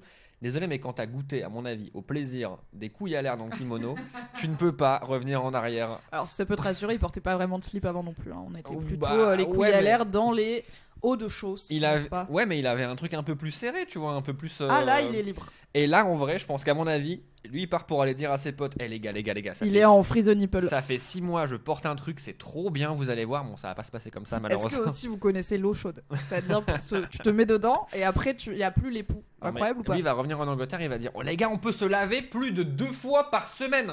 Non, pas 2 fois par semaine, t'es généreux. hein. Vraiment, lui, Oui, c'est il vrai, était ouais, là ouais, 2 ouais. bains en 10 jours, je vais tomber malade. Donc, Ouais, rappelons ouais, qu'il c'est vient vrai. de loin. Mais avant qu'il retrouve ses hommes, on va passer à l'homme de la situation finalement, Toranaga-sama himself. Évidemment. Qui, en compagnie de Mariko, eh bien, reçoit lui aussi le Father Martin pour parler des potentiels rôles politiques, puisqu'il avait demandé au Father Martin de convaincre les régents chrétiens de s'allier à Toranaga et de renverser Ichido. Ça n'a pas marché. Bof. Voilà. Donc, plan B. Father Martin lui conseille de plutôt essayer de s'allier à Oshiba. Il dit à mon avis c'est votre meilleure chance. Ouais. Si vous arrivez à trouver un terrain d'entente, normalement c'est bon et à vous deux vous pouvez aisément prendre le contrôle de la situation, ce qui est pas forcément faux. Aisément. Et Toranaga dit qu'elle n'a pas de raison en gros de s'allier à lui et de lui faire confiance. On sait qu'elle le hait viscéralement. Lui il sait sûrement plus pourquoi que nous. Oui. Et il y a une certaine froideur aussi dans cette scène entre Toranaga et le Father Martin puisqu'il l'oblige à parler en anglais, que ce soit Mariko qui traduise pour être sûr que tout est vraiment dans les clous et tout. Donc on sent que la confiance est rompue. Qu'est-ce que t'as pensé de cette scène de négo politique mais qui au final débouche sur un statu quo? Ben, un statu quo où quand même il lui donne le droit de construire une église, Oui. qui était sa part du marché qu'il avait promis dès le début. Et moi je le vois comme On verra qu'il y a un twist, mais ouais, pour on l'instant verra qu'il y l'église a est un petit contente. twist sur l'église, sympatoche. Mais non, moi je vois ça comme en fait, maintenant, j'arrive plus à percevoir la relation Father Martin-Toranaga comme je l'apercevais au début, évidemment. Parce que Blackthorn est passé par là. Blackthorn, il a planté dans l'esprit des Japonais et de Toranaga particulièrement la petite graine de. Bah, déjà, on a plusieurs religions, nous, tu vois, les cathos et les protestants. Peut-être que lui, c'est un connard et qu'il est là pour son propre intérêt. Peut-être le camp à Macao avec les Ronin, tu vois. Genre, il y a plein de trucs où Toranaga, il se méfie maintenant, je pense, des cathos. Mais. Il sait aussi que ils sont beaucoup plus puissants que juste Blackthorn qui est tout seul avec son kimono et son protestantisme. et son protestantisme. Donc, pour moi, il est encore dans, il est dans le metagame à ce moment-là, Toranaga. Mhm. Il prend les infos qu'il doit prendre et surtout à la fin, il sait qu'il doit pas. Enfin, c'est pas dans son intérêt de décevoir les cathos. Et c'est pour ça qu'il lui donne son église, je pense. Mais en fait, ouais, Fador Martin, désolé, mais plus le temps passe, plus tu sers à rien, quoi. Enfin, Bah oui, et ça vient aussi du fait qu'on a vraiment lâché l'arc avec les Portugais pendant plusieurs épisodes. ouais. Du coup, là, c'est un peu trop tard. Même si, voilà, on a revu le père Martin, on a vu qu'il a essayé quand même de sauver Toranaga, quoi, qu'il est pas en mode t'as perdu, tu vas te faire exécuter. Non, Il non, dit non, voilà, il ouais. y a peut-être un dernier coup à jouer. Parce qu'il croit que Toranaga est au bout de ses coups à jouer. Mais c'est quoi leur plan là, tu vois, genre c'est quoi leur game au Kato? C'est quoi le. Bah les cathos ils sont là. En fait vos guerres intestines c'est pas notre problème. Nous on fait du commerce et de l'évangélisation. Il se trouve que 2 des 5 régents sont dans notre team. Voilà. On a toujours en suspens cette idée de Saiki qui est le 5e Ouais. régent. Est-ce que il a pas en vrai un accord avec Toranaga pour tu vois tout ça être un long game où il va arriver et saboter le truc de l'intérieur. Mais bon on sait que du coup sur au moins bah il y avait 4 régents. Ouais. Ishido on a fait tuer 1. Il reste Ishido et 2 catholiques, donc il y a quand même une certaine puissance là-dedans. Et du coup, bah, l'église catholique, elle est en mode, en fait, nous, désolé Toranaga, mais t'es là, t'es pas là, on est là, nous, ce qui est vrai. Oui, Et oui, Toranaga, non, mais il a un peu rien à perdre, dans le sens où, comme tu dis, il a pas vraiment d'intérêt à se les mettre à dos. grave. Soit il échoue, il meurt, et bon, bah, il leur a accordé une église, qu'est-ce qu'il y en a à foutre. En plus, on verra qu'il leur a laissé un petit cadeau avec. Soit il réussit, et il est en bon terme avec les catholiques. Et n'oublions pas qu'il sait maintenant l'importance du fameux Black Sheep, qui est toujours... Oui. Si je dis pas de bêtises, qui est toujours là, parce que Oui, Black non, Thorn mais, avait bah, proposé de l'attaquer. Bah, il le repropose même durant cet épisode à 1 ou 2 Ouais. reprises. Le Black Ship est toujours là. Donc le Black Ship, c'est donc le bateau dans lequel les catholiques, globalement, ils dorment, ils font leur truc et ils font leur Non, non, c'est le bateau de commerce, c'est une fois par an, c'est le bateau qui amène toutes les richesses du Portugal, de la couronne portugaise et espagnole au Japon. Et c'est pour ça que le capitaine voulait partir et qu'il disait en fait, moi, mes ordres, c'est la reine d'Espagne, c'est oui, pas, oui. c'est pas vos bails Tout de à fait. catholiques, moi je travaille pas pour l'église. Mais non, je crois qu'il est sorti parce que c'est le bateau avec lequel ils ont forcé Osaka. Ouais. Ok. Donc je pense, et le capitaine il voulait partir justement tôt pour éviter les typhons. Donc je pense qu'il est quelque part en haute mer. Mais bon, Toranaga a plus d'infos maintenant sur les catholiques, il connaît la Ouais. base de Macao et tout, donc quand bien même il réussit son coup, donc déjà Machallah il est pas mort, et ils ont une église, lui il a d'autres coups dans sa manche Lui, il once s'en fout, again quoi, pour gérer les globalement, catholiques. ouais. C'est un peu genre les catholiques c'est après-demain. Là on bosse sur Ouais. dans 10 minutes. Allez Donc, faire votre église et votre truc là. voilà, le temps qu'elle soit... Alors moi j'ai lu Les Piliers de la Terre, d'accord. C'est Waouh, très long de waouh. construire une cathédrale. Plus, Waouh. le terrain est un petit peu marécageux, un petit peu boueux. Ah, Est-ce qu'on va partir sur une construction Euh. en pierre, mais quid des fondations? Est-ce qu'on va partir sur une construction en bois ou en papier traditionnel, mais dis-moi en quid plus de la sur fragilité? comment on nivelle le terrain quand on fait une église au Japon féodal, tiens. Eh Enfin, bien, même à- eh bien je ne sais pas, car je t'avoue qu'il n'y a pas de consulting Ken Follett, l'auteur des Piliers de la Terre, dans Shogun. Mais, Donc, mais par exemple dans les piliers de la terre, genre quand tu dois Alors faire. dans les Piliers de la Terre, ils expliquent, mais c'est beaucoup plus tôt, c'est en 1100. Oui, mais Ils ouais. expliquent comment excaver les profondeurs, niveler le tout avec des systèmes de fil à plomb pour voir quand Mais est-ce que non. c'est droit, les premiers niveaux. Ils expliquent même comment faire un pont en pierre au-dessus d'une rivière Alors qui ça, coule mais- pendant que tu fais le pont, donc comment tu poses les trucs. Amazing, n'hésitez pas à lire Ken Follett si l'architecture médiévale, et là pour le coup j'ai raison de dire médiévale, Oui, tout à fait. vous intéresse. Back to the Japans. Euh, Yes, donc on verra qu'est-ce qui se passe Ouais. avec les catholiques par la suite. Je pense qu'on les reverra dans le 9 et dans le 10 Oui, parce oui, qu'on va oui. finir cet arc-là. C'est l'heure pour Buntaro et Maleko-sama alors, de prendre le thé. alors. Je vais te laisser la parole, Valentin. Buntaro- Non mais bon. T'as bon. des opinions sur ce cher Non mais Bunty. en vrai, désolé, mais pour moi, on est déjà à ce stade où Mariko, elle doit revoir son ex, tu vois, genre, c'est le verre awkward avec son ex. Alors qu'ils sont encore mariés et tout, ils sont encore, voilà, machin, mais elle lui claque des trucs. Donc, Buntaro et Mariko vont se recueillir dans une salle de thé. C'est Buntaro qui lui propose, Oui, qui tout à fait. organise ce moment d'intimité et de raffinement qui est une cérémonie du thé qu'on verra très complexe et très bien mise en valeur par la réalisation. Ouais. Et j'imagine très précise sur les bons gestes, etc. Bah en vrai, enfin pas, bah, tu vois, c'est une très bonne scène une très bonne scène de cérémonie de thé. Je me suis renseigné et du coup, enfin vraiment, il y a les différents ustensiles. Il y a le shawan qui est le bol à thé. Il y a un gros plan sur le ishaku qui est la louche avec à la fin un nodule qui permet de prendre le thé. Non, pardon, pour transférer Un nodule ou un nodus? Allez. Waouh, pour transférer l'eau du bol, enfin de la. Là, il faut que tu sois précis parce que Pour même notre pote Justin, transférer il peut l'eau. devenir fou si Pour tu dis pas transférer les l'eau bonnes choses. du pot en fer vers le bol. Bref, en vrai, la scène de thé est très bien. Je me suis renseigné sur pourquoi est-ce qu'à un moment, il y a quand même, donc je sais pas si vous vous souvenez, mais dans l'épisode 6 ou 7 là sur le quartier des plaisirs, il y avait cette scène où Lady Jean boit un thé avec Mariko et Fuji qui viennent négo le prix pour les tasses. voilà. Les tasses comme ponctuation. Et il de y la avait négociation. il y avait tout un truc où il y avait un gros plan de caméra sur la façon dont ils tournent leur tasse. Et là, on a retrouvé un petit peu ça avec Mariko, pas avec Buntaro. Il y a que Mariko qui tourne sa tasse dans l'autre sens. Et je crois qu'il y a une signification parce qu'elle le tourne dans le sens opposé à quand elle le tournait face à Lady Jean. Et je pense que du coup, c'est l'inverse d'une marque de respect. Mais après là, Pour montrer qu'elle se ferme à lui, quoi. voilà, pour montrer qu'elle se ferme, mais normalement tu es censé exposer le motif. Après là, il n'y a pas de motif sur la tasse, on en parlait dans l'épisode 7, mais tu es censé exposer le motif vers le reste des convives en signe de respect. Mais là, c'est un tout autre type de vaisselle. C'est pas du tout les mêmes Non, règles. C'est pas tout la à même fait, signification. c'est pas tout à fait voilà, le même type de vaisselle. Mais en tout cas, par contre, le reste de la scène est très bien.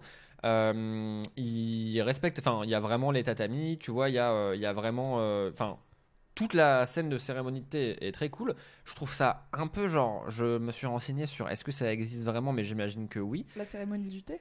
Non, mais ouais, alors ça oui, mais évidemment, mais ils ont une putain de plaque chauffante intégrée dans le sol.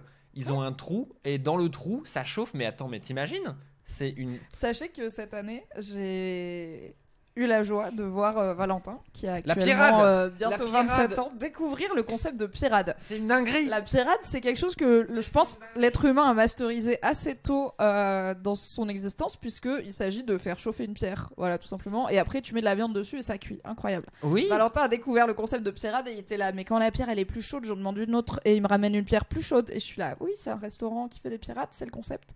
Donc, voilà, Oui. les ustensiles qui chauffent viennent dans une myriade de formes et de couleurs qui ne cessent de te surprendre. Mais moi, je trouve ça fou. Et donc, effectivement, ils sont assis. Ils sont d'ailleurs assis dans la position Seiza, qui est la position de prestige. Excuse-moi, pardon, mais il faut être précis. Sinon, Justin, il va venir et il va me dire encore t'es pas précis. Et donc, ils boivent un thé. Et au début de cette scène, en fait, il y a un peu un. Comment dire?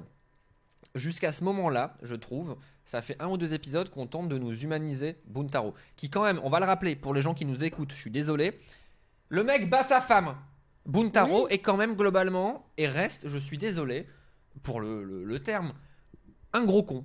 Voilà, il reste un gros con. Oui, Mais on veut nous mais le présenter aussi à une personne complexe et une personne. Et voilà, et c'est aussi ce que la série fait.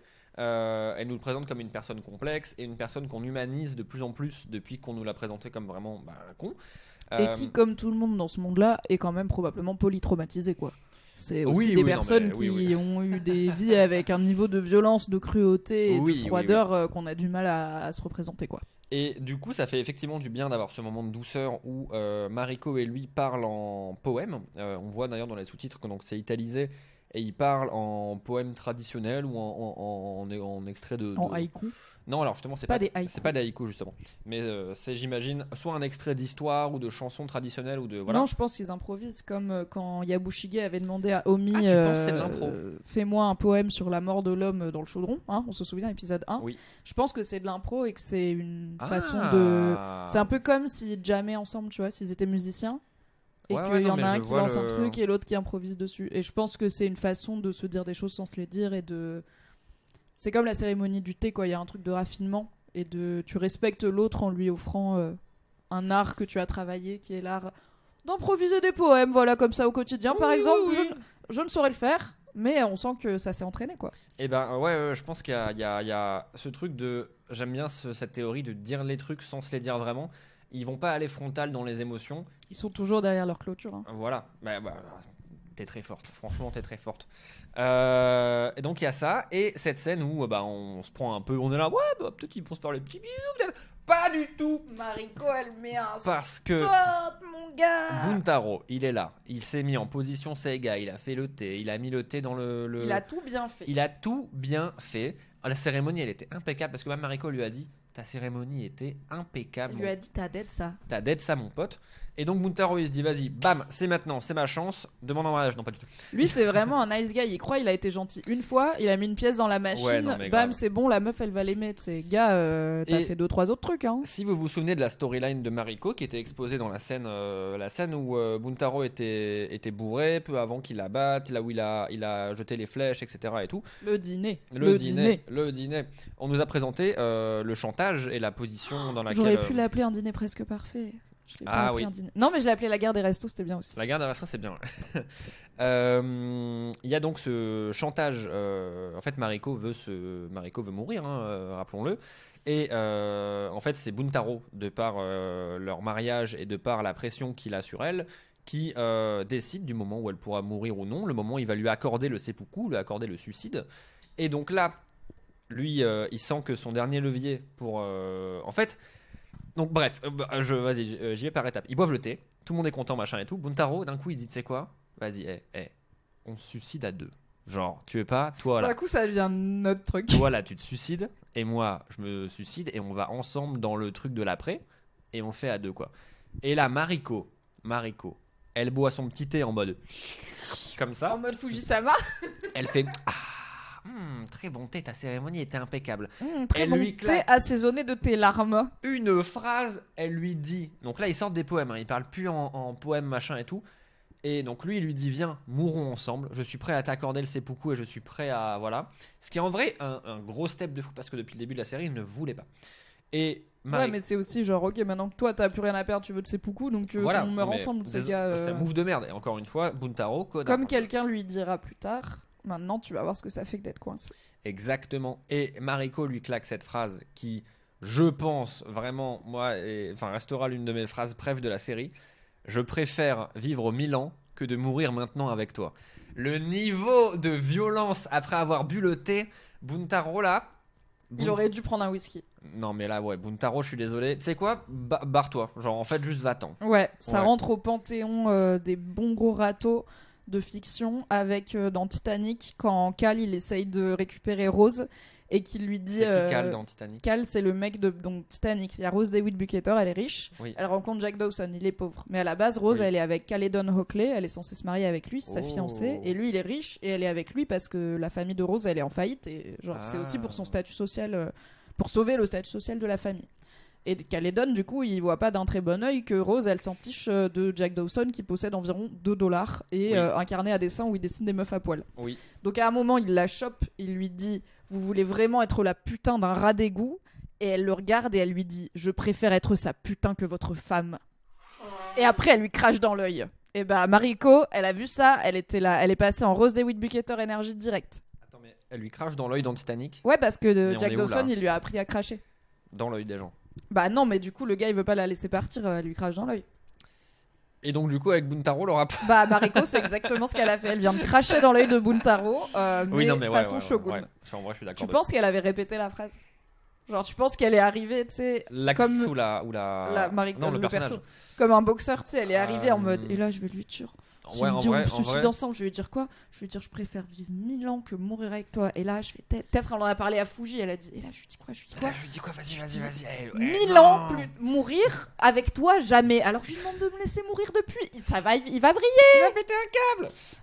Bravo les femmes. Et en vrai, très bonne scène de Mariko. Je pense que effectivement, le personnage de Mariko, alors sans dire qu'elle a répété cette phrase au mot près, en fait, ça fait plusieurs épisodes et plusieurs moments, même durant le trajet vers Edo, où Blackthorn lui dit moi j'ai envie que tu restes. Elle est tiraillée entre deux obs, en l'occurrence celui de Blackthorn plutôt intéressant. Non mais surtout elle est je pense qu'elle s'interroge sur sa place dans tout ça, sa place auprès de Buntaro, et surtout Buntaro n'a plus d'emprise sur elle, et je pense que c'est un truc qu'elle voulait lui dire depuis très longtemps. Et là, elle profite de le faire et elle voit que Buntaro est faible, il a moins d'ascendant et en fait, elle en profite et elle a raison de fou. Et ouais, non, c'est moi perso une scène que j'ai adoré, la scène du thé. Oui, c'est highlight de l'épisode avec une autre scène un peu plus tard. Avec une autre scène un peu plus loin. Je pense qu'il faut juste pas oublier que dans l'évolution de Mariko, certes, il y a la rencontre avec Blackthorn et la suite Londonian Dick, mais aussi et surtout, en fait, elle a de nouveau un but, puisqu'il y a 2 épisodes, Toranaga lui a dit ton père t'a laissé en vie volontairement, ça fait partie du plan, donc maintenant tu peux participer à sa vengeance et m'accompagner dans mon plan. Et peut-être que Toranaga il a menti quand on lui a dit ça, juste pour qu'elle ait plus envie de mourir. Oh, attends. C'est possible. On sait pas, c'est source Toranaga. Quand est-ce qu'il dit la vérité ? Mais après, Toranaga il fait l'entremetteur depuis le début là. Il y a un moment, il lui a dit Buntaro, tu te casses 7 jours, mais toi tu vas accompagner. Peut-être qu'il a fait l'entremetteur parce qu'il était là. J'ai besoin que Mariko elle ait envie de vivre et qu'elle ait envie de se battre pour qu'elle m'aide dans mon camp. La tub à Blackthorn, ça n'a pas suffi, parce qu'elle veut toujours se suicider. À chaque fois que je lui parle, elle me dit sinon je peux me suicider. Je lui dis non, toujours pas. Non. Donc je vais peut-être lui donner une nouvelle raison de vivre, qui est venge ton père, voilà, tu as un but de samouraï, ta vie n'est pas vaine, etc. Et donc, quand Buntaro il lui dit time to die, elle est là, ah non, mais j'ai arrêté ça. Non, Ah non, c'est mais bon. ça, c'était Non, il y a 2 semaines. Ah non, j'ai plus Ouais, non, c'est plus mon truc. Donc, Mais- donc de base, il a pas l'info, mais, Non, mais c'est marrant, mais- aussi pour ça qu'elle veut vivre. Ça renforce un peu ce côté, depuis le début, c'est Toranaga qui tire les ficelles, quoi, tu vois. Et moi, j'aime bien ça. j'aime bien. Une ficelle que Toranaga ne tire pas spécialement, c'est celle de l'équipage de Blackthorn. Alors, ouais. Puisqu'il est l'heure pour notre Anglish préféré de retrouver enfin Il ses camarades d'infortune. Il profite d'être à Edo pour Il aller. passe les voir quand même. En fait, il y a un moment dans l'épisode où on lui dit ton équipage est là, et donc lui il est là en mode vas-y, je vais aller me bourrer la gueule avec eux, tranquille et tout. Normal, tu revois les potes. Et il arrive dans cette ruelle de Edo. D'ailleurs, petit point ruelle. Nous avons un point ruelle. On a mesdames un et point messieurs. ruelle. Sachez que comment dire, l'urbanisme tel qu'il est présenté dans Shogun. Alors encore une fois, je suis ni historien, ni urbaniste, ni expert, hein, vraiment voilà. Ni historien de l'urbanisme. Ni historien de l'urbanisme japonais, mais est quand même néanmoins très fidèle à ce qu'on pouvait avoir à l'époque, qui sont ces villes avec des rues très étroites où vraiment, si tu fais 2 mètres, tu peux voir au-dessus des murs. Et bon, moi, ça me marque dans la série parce que je suis là. C'est vraiment, on dirait une ville factice. C'est tout petit. C'est tout petit. Et effectivement, c'est très proche de ce qu'on pouvait avoir, du moins de comment on perçoit ce qu'on pouvait avoir à l'époque. Et je trouve les villes très réussies dans Shogun. Voilà, c'était le petit point ruelle. Et donc il arrive dans cette ruelle et il voit, globalement ils sont pas beaucoup, hein, donc il voit un gars qui parle anglais. Ils sont plus que 6. Ouais, Ils étaient 12 et ils sont plus que 6. Il voit un gars qui parle anglais à Edo, il se dit bon soit c'est le gars avec son chapeau qui cache sa calvitie, soit c'est mon pote. Non mais surtout il le sent à mon avis, il sent l'odeur du Ouais, gars, il non, est là, il oula. le sent. Et en plus le gars est en train de harceler une meuf en mode vas-y viens on ken et tout, il est bourré, enfin bref. Il est, on sent il est resté entre tradition, pas modernité. Il est resté entre tradition et tradition. Est-ce que c'est pas un peu des fois quand tu reviens dans la ville où t'as grandi et tu croises les gens avec qui t'étais pote Exactement, au collège et t'es là, oh waouh. Lucas là avec qui j'étais allé au collège, il est parti. Ah non, Lucas il a pris une balle. Ah non mais Lucas il est parti en couille. Lucas il vote Rassemblement National donc bon. Ok Lucas, c'est pour toi, tu la mérites. Bref, et donc effectivement lui il croise un peu son Lucas. Ouais, alors que lui il est bien habillé et tout, il est de gauche, il est déconstruit et là bam il voit Lucas en train d'harceler une meuf japonaise. T'es là, Lucas qu'est-ce que tu fais? Et justement il y a ce moment en même temps t'es pas surpris. Bah non mais pas surpris et tout, bah bon bref. Il y a ce moment où Blackthorn arrive et il se demande en fait. Il sait qu'il voulait voir son équipage, il voulait retrouver, enfin depuis le début de la série, il est là en mode Give me my ship and my men. Et là en fait, au moment où il a face à lui justement one of his men, et ben il se retourne. Regret. Il se retourne et il le fait pas et il se dit en fait, je pense à ce moment-là, moi je perçois ça comme Blackthorn se rend compte qu'il a évolué, qu'il est peut-être plus de ce monde, qu'il a rien à gagner à retrouver son équipage parce qu'ils sont trop différents. Et donc il se tourne. Mais en fait, désolé frérot, encore une fois, tu es la seule personne anglaise. Vous êtes les 2 seuls anglais à 600 km à la ronde. Que t'aies le dos tourné, que t'aies une cagoule, que surtout t'aies... qu'il est massif en plus, Cosmo Ouais. Jarvis quoi. Enfin, pour le coup, il dépasse tout le monde d'une bonne C'est tête. aussi le seul qui a une coiffure normale et pas un Sean Magay avec des ballons de foot dans sa tête. Donc forcément, quand il y a son gars de l'équipage là qui était en train de... Son Lucas qui était en train d'harceler une meuf, qu'il le voit partir de dos, il est là en mode... C'est toi, Blackthorn. Et Blackthorn, il fait semblant de pas se retourner au début, il est là en mode je me retourne, et après il fait oui, c'est moi. Et donc ça c'est vraiment moi quand je croise les gens au supermarché. Et t'as pas envie quoi. À côté de chez mes parents. Si je croise quelqu'un avec qui genre j'étais en cours et tout, je vais aller dans un autre rayon. Je m'en vais. Non, mais moi non, en vrai, je pense que j'irai leur parler. Sauf si j'ai un rouleau de PQ. Mais tu es une meilleure personne que moi. Non, c'est juste. Bon bref. Et donc il lui dit Blackthorn, retourne-toi. Et donc l'autre il se retourne. Et ils parlent un petit peu, ils discutent, tendu, parce que tendu. Déjà, il y a effectivement une forme de jugement, comme Father Martin l'avait dit. Peut-être que tu aurais pas dû mettre le kimono. Tu as mis le kimono, mais tu regrettes maintenant. Après, je pense qu'il avait plus son jogging 3 bandes, tu vois. Il l'a perdu. Non, il a perdu son Adidas. Et donc, il parle du fait que, en fait, comment dire, son membre d'équipage à Blackthorn lui reproche d'avoir des plans. Pardon, son prénom c'est Lucas. Je t'aime trop. On va l'appeler Lucas. Oui. Il s'appelle pas vraiment Lucas. Non, j'ai pas Non. son nom, je m'en fous, il s'appelle Lucas maintenant. Ok, maintenant on va l'appeler Lucas. Et donc Lucas, il lui reproche. Ce con de Lucas qui vote Rassemblement National. Il lui reproche de pas être venu le chercher, il lui reproche de s'être installé, maintenant d'être à ta moto, d'avoir des plans. Il Oui, lui c'est un peu genre, ah bah ça va. Ah bah t'as t'as pas l'air de choisi- trop te ça faire va, chier. ouais, ça va quoi. On t'a un peu attendu quand même, On mais t'as t'a- eu l'air d'avoir pris ton temps. Et il lui reproche aussi d'avoir ses. Et encore, il a pas vu Mariko, hein, parce que Ah ben là. il a bien pris du bon temps. Ah, allez. Une fois. Non mais c'est toi tu fais ces vannes là, moi sinon je les fais pas, hein, parce que moi je suis cancel après. Donc je te laisse les faire. Vas-y, je te laisse raconter, je vais juste me chercher à boire. Vas-y. Et donc effectivement, son Lucas lui dit bah putain, tu te prends du bon temps, vraiment bravo. Et vient finalement ce moment où donc ils s'engueulent, machin. Et on sent qu'ils sont plus sur la même longueur d'onde. Blackthorn il a évolué, Blackthorn est un homme nouveau. Et l'autre, son Lucas, l'alcool aidant, va lui faire une remarque sur son kimono. Genre en mode frérot, tu comptes garder le kimono. Et Blackthorn est là en mode bah ouais, j'ai les couilles à l'air, c'est trop bien mec. Et son pote. C'est exactement ce qui se passe. C'est J'ai l'impression exactement qu'on a ce un qu'il est. extrait de la série sur Disney+, Mais ouais. là qu'on vient de passer. Bah, quand tu me demandes de décrire, moi je décris, je suis désolé. Et donc il lui dit enlève ton kimono frérot. L'autre il dit bah non attends c'est trop bien. Et l'autre il lui redit enlève vraiment ton kimono là. Et l'autre il dit mais non c'est trop bien. Et après il se tape. Ouais. Et donc il se tape. Il se tape Mais il se tape comme pas des très amicalement, quoi. il se tape comme des Anglais qui se sont pas vus depuis 6 mois et Donc qui un ont bourré. ouais. Et je pense que l'autre il est sur un grammage d'alcool dans le sang qui se compte en... Si votre grammage pounds. se rapporte à votre plumage, vous êtes Vous êtes le plus ivre des hôtes de ce bois. lui son grammage bah, Yabushike son grammage se rapporte également à son plumage. Tout à fait. Bon, désolé, on digresse dans ce podcast. Hein. Yes. Et donc il se tape. Il se tape. Sauf qu'en fait, désolé, mais il y a un élément que l'autre, que le Lucas n'a pas pris en compte. C'est que Blackthorn, il a 3 cordes à son arc. Il a 3 trucs dans son arsenal. Il fait des nuits de 8 heures. Incroyable. Il prend des douches. Et il mange autre chose que des croûtes de pain. Donc en fait, désolé, j'irai pas taper un gars qui fait des nuits de 8 heures, se lave et ne mange. Enfin, mange d'autres trucs que Il des est à croûtes ta de pain. moto, le gars. Il Il est à avait ta un moto. mec préposé au caillou du jardin. Il a un garde du corps en fait. Il attend de faire des tractions. Quand il se. Ouais, il fait En des plus, à mon avis, depuis qu'il a vu Buntaro tirer à l'arc, il s'entraîne un peu, tu vois. Il Ouais, est là. ouais. Et que Yabushige, il lui a fait viens, je vais t'apprendre l'épée MDR. Et, ouais, Je pense qu'il peut-être, il s'est remis un peu à l'entraînement, quoi. il se remet un peu à la salle et il a repris un abo Basic Fit et Et aussi, c'est genre un marin anglais, bien Non, sûr. mais Il de met fou. des patates de forain, le gars. et bon le problème c'est que bon Lucas il s'est attaqué à plus violent que enfin plus en forme et plus violent que lui, un peu trop violent. Il y a un moment où j'ai maté Blackthorn et j'étais là et c'est bon, c'est bon là il est par terre, tu peux arrêter. Non, là, c'est un meurtre, monsieur. Ouais, là, ouais. Et donc, le mec est au sol, le Lucas. Et en fait, Blackthorn, il s'énerve de fou. Et il le tape. Mais n'est-ce pas l'ancien lui qu'il déteste aussi via cette détestation de ce miroir déformant? Bah, je suis pas sûr. Enfin, je sais pas si c'est l'ancien lui. Je pense justement que c'est. Attention, ça va être très métaphorique. Je pense que Blackthorn, lorsqu'il tape Lucas, il ne tape pas vraiment Lucas. Blackthorn tape l'ancien Blackthorn. C'est ce que je viens de dire.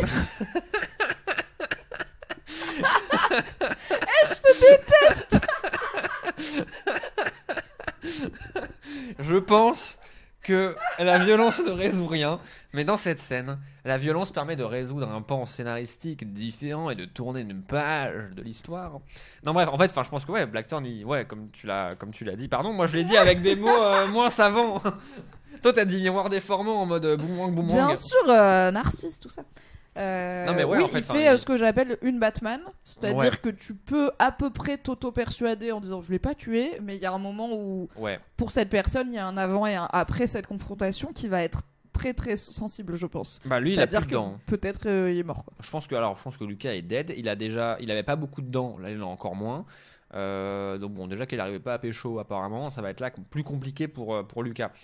Petit point, parce que quand il le tape, il le tue presque, ou il le tue carrément, on sait pas. Disons que tu es toi-même une forme d'expert du noble art, de Expert, la bagarre, plein de types de bagarres, J'ai MMA, fait- sambo, boxe, voilà. J'ai fait des années de sport de combat. Donc tu as l'œil pour la castagne. Bon là, je pense que le gars est dead, il y a pas de...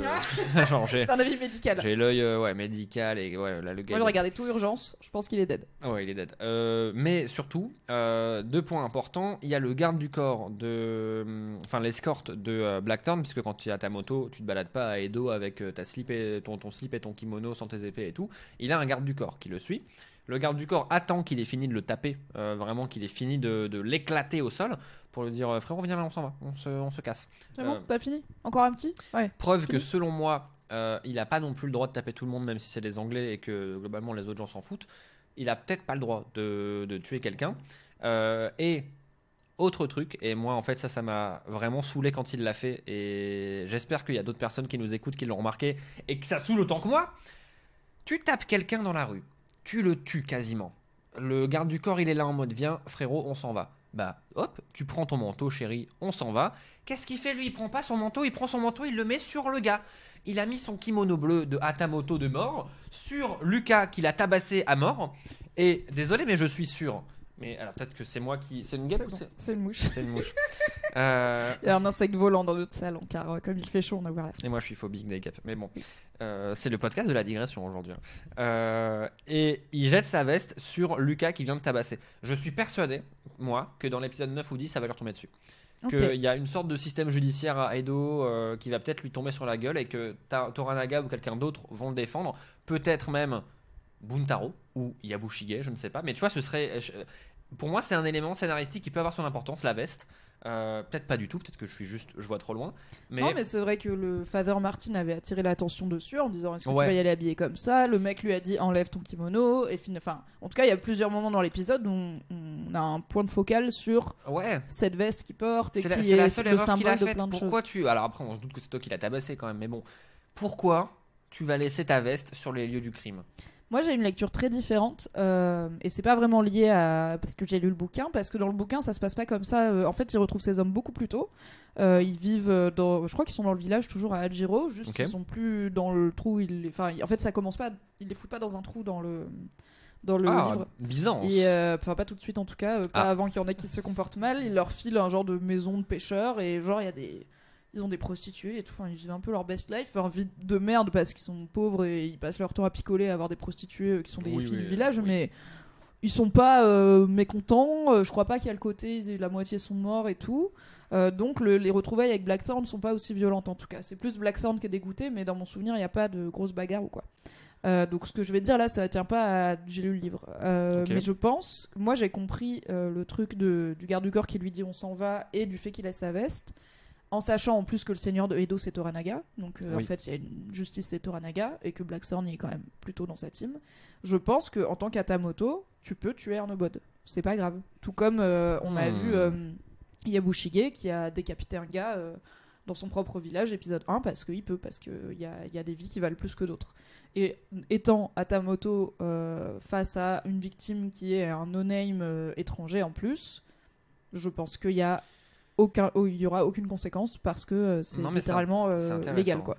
Mais je n'en suis pas sûr, c'est juste que du coup je me suis pas dit, le garde du corps il lui dit oulala c'est chaud, c'est plutôt genre ok t'as fini, on s'en va. Vraiment genre je sais pas, t'as laissé tes déchets traîner mais on s'en va. C'est littéralement pareil et il laisse sa veste déjà en marque de respect je pense pour pas laisser le semi-cadavre parce que peut-être, alors, je sais pas si Blackthorn le sait, c'est qu'il a le droit ou pas, mais peut-être que ça sera pas grave ou quelqu'un juste lui ramènera sa veste en lui disant voilà on te ramène ta veste, c'est pas grave que t'aies tué ton pote quoi. Il a la même énergie que Christian Bale dans American Psycho qui tabasse des sans-abri. Et son garde du corps qui lui dit bon c'est bon on s'en va là t'as fini. Sauf que lui c'est pas légal. Mais ouais en fait c'est intéressant parce que je pense que les deux sont autant probables quoi. Il y avait cette scène où Buntaro l'avait disrespect dans sa maison, dans son domaine, quand il avait battu Mariko et que Blackthorn est venu à sa poursuite. Et tu sais, j'avais toutes ces interrogations de est-ce qu'à ce moment-là précis, Blackthorn avait le droit de tuer Buntaro et tout. Et je pense qu'il y a un côté, quand tu es sur ton domaine et que tu te fais disrespect, peut-être que tu as une part de tu peux tuer la personne ou voilà, enfin bref. Oh, t'as fait tomber le banc. Oh là là, incroyable. Il y a Mimi qui vient de... Il se passe des choses dans cet épisode, vous ne les voyez pas, mais Mimi a monté un bonsaï en Lego. C'est un cerisier du Japon, bonsaï, version Sakura en Lego, 800 pièces que ta maman m'a très gentiment offert. Tout à fait, ma maman qu'on salue. Mais cerisier qui est derrière toi et que tu viens de pousser avec tes cheveux. En m'étirant et en attachant mes cheveux, je viens de manquer d'éclater le truc que j'ai mis quand même de fou. 2h30 à faire. Ça aurait été un punning, écoutant imagine. Des podcasts sur Shogun bien évidemment. Et donc ouais, donc il y a ce truc où peut-être Buntaro avait le droit de se faire tuer, je pense, quand il avait disrespect Blackthorn dans son fief personnel. Autant là, je ne sais pas, effectivement. Peut-être que ça peut être l'inverse, tu vois, peut-être même que, imagine, épisode 9, Toranaga lui-même lui ramène sa veste. Imagine. Waouh. Je pense qu'il a autre chose à foutre. Et Blackthorn, mais il croit qu'il va se faire engueuler. Et lui il est là en mode ah pardon maintenant. Et en fait non, en fait Toranaga lui dit bah non mais tiens ta veste. Parce que après il y a une troisième option un peu hybride qui du coup ça compte pas trop si c'est légal ou pas, qui est que les autres membres de l'équipage du coup ils sont quand même 5 Ouais. vont finir par tomber sur soit leur pote très amoché, soit le cadavre, peut-être via le kimono faire le lien avec Blackthorn ou je sais pas, et peut-être et sachant que bah le marin il était Lucas. Oui. Il était aussi il y a ce soupçon déjà où il pensait qu'il était mort, finalement non et tout. Il y a ce soupçon de si on est dans cette galère, c'est parce que t'as été trop ambitieux. Tu nous as emmené au Japon, au Japans contre vents et marées, et il doute un peu du truc de non mais j'ai foncé parce qu'on avait les Espagnols au cul. Il commence à vraiment douter de lui. Est-ce que c'est vraiment vrai qu'on avait les Espagnols derrière nous Est-ce que c'est vraiment vrai que le père de Mariko il voulait qu'elle continue son combat? We might never know. Oui. Et du coup, peut-être que l'équipage va se liguer contre Blackthorn et peut-être via, tu vois, aller voir les Portugais, leur dire, voilà, on peut vous aider contre lui. Enfin, en tout cas, essayer de lui... Non, mais c'est possible. Pas forcément de lui tomber dessus dans la rue, mais de... En tout cas, d'être une nouvelle pièce dans la balance qu'on n'avait pas forcément vu venir. Grave. Mais je sais pas, voilà, si ce truc aura d'autres conséquences que juste montrer que Blackthorn... en a bien fini avec sa vie de marin londonien qui veut juste rentrer chez lui, quoi. En tout cas, Lucas, il se fait hagarde de fou. Lucas, mauvais mardi. Hein. Lucas, là, je pense qu'il va boire de la soupe à la paille. Ouais. Et juste après ça, Blackthorn, du coup, qui se rend compte qu'il n'y a pas vraiment de retour en arrière possible pour lui, bah, c'est chaud, il va voir notre gars préféré et son ennemi numéro 1 depuis l'épisode 1, mais avec lequel il continue à entretenir une forme de respect amical. Ils sont plus vraiment ennemis. Bah faut voir, mais quand même souvent quand il le voit il pense au chaudron, tu vois. Il a t'as quand même fait bien, mon pote. C'est le genre de truc où dans une amitié ça prend du temps de surmonter l'étape. T'as fait bouillir un de mes collègues. Ouais, j'avais un pote à un moment, je pouvais pas m'empêcher de le voir dans un chaudron, tu vois, c'est chaud, enfin ça met du temps à partir. Omi lui a pissé dessus et tout, c'est bon. Il y a des bails, mais Blackthorn se retrouve à aller voir Yabushige pour lui proposer quoi donc? Pour lui proposer de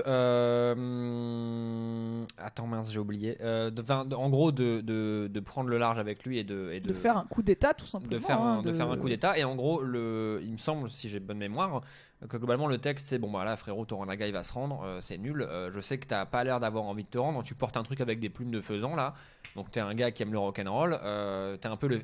Alors Yabushige c'est un peu le Philippe Manœuvre de cette série. C'est un peu le c'est le rock salut les kids, vous aimez le rock'n'roll. Et donc Buntaro, non pas Buntaro, Blackthorn va voir Yabushige et lui dit peut-être que comme moi t'as juste pas envie de mourir parce que ton boss il a décidé de se rendre. Et avec Mariko en interprète. Avec Mariko, il y a Mariko et Omi qui sont présents quand même pour cette discussion très très très risquée. Hein. C'est vraiment si on allait trahir de fou, ouais, le gars que s'il éternue de travers sur nous, il peut nous décapiter. Et on l'a déjà vu. Enfin, il y a cette emphase qui est mise dans la série, mais qui est aussi réelle, hein, des pratiques de l'ère Edo et du Japon féodal en général. Enfin, il y a tout ce côté administratif, ce côté loi, ce côté en fait. Il court un très grand risque en allant même avoir cette discussion, et Yabushige courrait un risque encore plus énorme en trahissant. Enfin, même... Épisode 1, tu parles mal en réunion. Ouais. Même quand t'es un gars de Toranaga depuis longtemps, c'est beaucoup toi, ton bébé aussi. Non mais c'est beaucoup tout le monde. C'est ciao. Remember d'où elle vient, Lady Fujisama. Hein. D'ailleurs, elle est pas dans cet épisode, elle m'a manqué. C'est le seul point noir. On va parler de Fujisama. Ah, très bien. Et donc il propose à Yabushige machin. Yabushige, au début, on sent qu'il est là en mode et après il dit non. Il dit non 2 fois. Et il dit même tellement non que il y a Mariko qui à un moment voilà qui lui traduit non là ce serait une trop grosse offense. Il dit non, il refuse poliment ton offre et machin. Il dit je lui pardonnerai ça, de par ser barbare, donc je lui pardonne, mais là c'est vraiment chaud. Et en même temps, on sait que Yabushige, depuis le début, à chaque épisode, il est là. J'arrive pas à croire que je vais mourir pour ce gars. Oui. On sait qu'il joue sur 1000 tableaux. On sait que Obi, c'est pour le coup le katana le plus affûté de l'armurerie. Donc il y a toujours ce truc de qu'est-ce qu'on dit et qu'est-ce qu'on pense vraiment, tu vois. Et je pense que oui, bien sûr, ils disent, ne serait-ce que parce qu'il y a 4 personnes dans la pièce, tu vois, ils sont là en mode non, évidemment, je ne trahirai jamais Toranaga. Oui. Mais en vrai, ça veut pas dire qu'ils pensent pas Ok, bon. On note qu'il y a Anjin-san qui pourrait être dans notre team si jamais. Et c'est important ce truc de, on va dire ça parce que y a d'autres personnes dans la pièce. C'est très important dans tout cet épisode et même particulièrement à l'épisode d'avant aussi. On sait pas ce qui se passe dans la tête de Yabushige à ce moment-là, mais la petite graine est plantée. Et Blackthorn a planté la petite graine et même si Yabushige refuse 2 fois, on sent que Yabushige il se remémore ses années lycée, il est là genre ouais peut-être on va Un dernier coup. un dernier coup pour la route et ouais voilà. Oui, alors je l'avais mentionné au début, mais dans le livre c'est beaucoup plus présent. L'ambition de Yabushige c'est vraiment de contrôler la première flotte marine, la première marine de guerre du Japon. Donc pour lui c'est vraiment important Blackthorn et son bateau et ses canons surtout. Oui. C'est vraiment un élément très important. Donc c'est pas anodin que Blackthorn lui propose aussi de repartir avec son bateau et de se battre. Blackthorn, on a peut-être l'impression qu'il est con, mais il est pas con. Hein. C'est pas la moitié d'un con. Non, c'est juste qu'il savait pas qu'il fallait se laver. Mais enfin, c'est très intéressant, je trouve, qu'il se positionne là et c'est très bien ce qu'il fait en allant le proposer à Yabushige. Et... ouais. Oui, et en même temps, il a plus de cartes à jouer non plus. Blackthorn. Alors, c'est pas sûr qu'il meurt. Eh ben, quand Toranaga il meurt, mais bon, il a pas envie de vivre à Edo. J'ai vu une super discussion sur Reddit d'une personne qui demandait. Qui fait partie du plan de Toranaga? On va en reparler à la fin de cet épisode parce que voilà, vous l'avez vu aussi, vous savez que la scène importante elle se passe à la fin et elle va créer plein de discussions. Mais on y arrive, on a 2 petites séquences et après on arrive dans le dur des. Il y a ce truc de qui est au courant? Qui est au courant du plan? Est-ce que Blackthorn, même dans l'épisode d'avant là, quand Blackthorn il se lève, quand Toranaga présente sa reddition formelle à Saiki, Blackthorn se lève. Et il baragouine en anglais, un truc que personne ne comprend. Voilà. Bah, il salue Yabushige, il salue Omi. Il salue 2 personnes. Et après, il s'en va et tout le monde l'ignore. Tout le monde est là. Bon. Et en fait, je pense que Blackthorn, il est pas dans le plan parce que Toranaga, il doit se dire que c'est un élément. Enfin, c'est plus facile de jouer avec que de lui faire partie de mon plan, tu vois. Comme beaucoup de gens, il leur dit pas le plan, mais il les utilise dans son plan. Et du coup, je trouve ça intéressant. Ouais. Et quand tu dis qu'il a plus de cartes à jouer, Blackthorn, ben, c'est vrai que là, il doit se sentir un peu. Le mec, il arrive au Japans. Et il se fait juste parce qu'il y a un gars qui a décidé de se rendre et que le gars qui a décidé de se rendre ne veut pas lui rendre son bateau, bah lui il va crever quoi. Donc bah désolé mais c'est nul. Ou alors il va rester coincé là sans sa zouze, sans personne qui parle sa langue à part Monsieur Portugais et ses anciens potes. Désolé compliqué, mais quoi. Très bon bail. Il mange bien, il boit bien, il a encore. Est-ce qu'il sera toujours à Tamoto quand Toranaga? Je ne sais pas ce qui va advenir de Blackthorn, mais clairement il a pas envie de baisser les bras tout de suite. Ouais. Avant d'arriver à la dernière partie essentielle de cet épisode, donc on a 2 petites scènes sur lesquelles on va essayer de passer un peu vite, parce que ça fait déjà 1h20. C'est vrai. La première, c'est la future construction du quartier des plaisirs par Lady Jean et Lady Kiku. Qui est très émue, Lady Jean, de voir le rêve de sa vie se concrétiser. Et aussi, comme on l'avait dit, une façon pour des courtisanes plus âgées de continuer à vivre dignement. Donc des courtisanes plus âgées comme elle, hein. On sait qu'elle a malheureusement été prostituée très jeune, donc elle sait ce que ça fait de grandir et de vieillir dans ces conditions-là. Kiku est plutôt aussi très émue pour elle. Et juste à côté, Vlatipa, que quelqu'un d'autre vient consulter son nouveau terrain, son nouveau TX. Pour l'instant ça ressemble à rien mais il faut se projeter un peu. Hein. Oui. Father Martin. Exposé plein sud. Hein. Alors là, oui. On t'a mis ta petite église exposée plein sud, tu verras, il y a des petits renards, machin. Juste à côté, il y a un bordel. Voilà, juste. Il y a le quartier des bordels. Mais comme ça, tu vois, dimanche, on va à la messe, on boit un petit coup, hop, pipeline, après-midi sympa. Bah, alors, désolé. Jésus adorerait. Pour moi, c'est un programme de dimanche réussi quand t'es en 1600 au Japon. On a des opinions variées sur le travail du sexe et c'est un problème féministe très complexe. Non, mais non, mais pas là-dessus. Mais... Après, si dans les quartiers des plaisirs, tu vas juste boire du saké et prendre une chicha, mais tu vas top, tu vois. À l'église et après tu vas au Yukaku prendre un petit thé, t'es là en mode. Pardon ? Un petit thé ? Non, on va où ? On va au Yukaku. Au Yukaku. Mais oui, le Yukaku, le quartier des plaisirs, mais évidemment. Non, mais en vrai, désolé. Enfin, c'est oui. Et non, mais oui, blague à part, par contre, Toranaga, il sait très bien ce qu'il fait. Il fait très. Et en fait, il lui donne son église parce qu'il doit lui donner son église et il veut pas se les mettre à dos. Mais en fait, il y a rien qui l'empêche de lui donner le pire spot possible pour cette église. Et le pire spot, c'est effectivement à côté du quartier des plaisirs. Et désolé, mais move incroyable. Mais oui, il est tout le temps dans les problèmes. Et je trouve que ça montre que Lady Jean, elle avait vraiment raison et que s'il continue à faire des moves comme ça, c'est qu'il est pas parti pour mourir demain parce que. The Boog is not malade. T'enregistres pas ta série préférée si tu penses que tu meurs demain, tu vois. Ouais. Pas besoin de lancer le magnétoscope. Bref, vieille ref.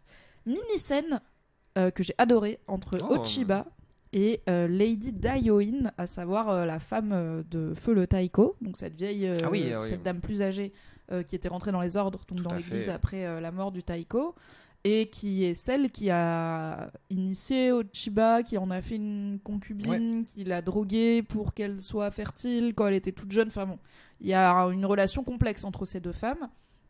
Et on sait qu'Ochiba peut être plutôt cruel, mais là on a une scène quand même très douce, puisque Lady Daioin est sur son lit de mort, elle est très vieille, elle va mourir, et Ochiba partage avec elle écoute ses dernières volontés qui sont Arrêtez. ouais, calme-toi Ochiba, Arrêtez, calme-toi. s'il vous plaît, là. Elle stop. la supplie vraiment sur son lit de mort, du coup, d'arrêter ses machinations, d'arrêter de se dresser contre Toranaga, de pas être aussi cruelle. Et Ochiba a l'air beaucoup plus humaine que dans les autres scènes où on l'a vu, où elle était très en représentation avec Ichido en théâtre, finalement. Oui.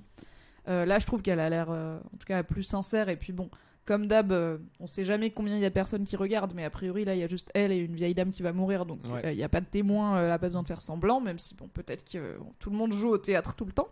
Mais elle a l'air émue. Cela dit, est-ce que ça veut dire qu'elle va baisser les bras ou pas ? Qu'est-ce que t'en as pensé, toi, de cette scène qui, finalement, on l'a très peu vue, la Lady Daioin, donc j'étais contente qu'on ait une fin d'arc pour elle. Content que tu m'aies refait le déroulé de l'épisode avant parce que je pensais que c'était sa mère qui était morte. Pas du tout. Désolé. Non, mais bon, il faut dire les choses. Tu te souviens de c'est qui le daron d'Ochiba ? Le Taiko.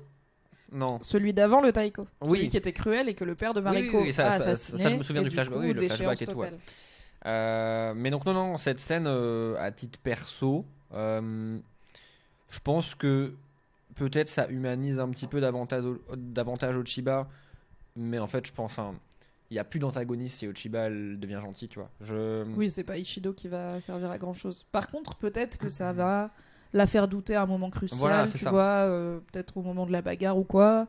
Peut-être que ça va semer une graine dans sa tête qui va finir par Ouais, y a peut-être de porter ça, un ouais. fruit. Je pense que sinon, vraiment, t'as pas besoin de mettre cette scène et. Non.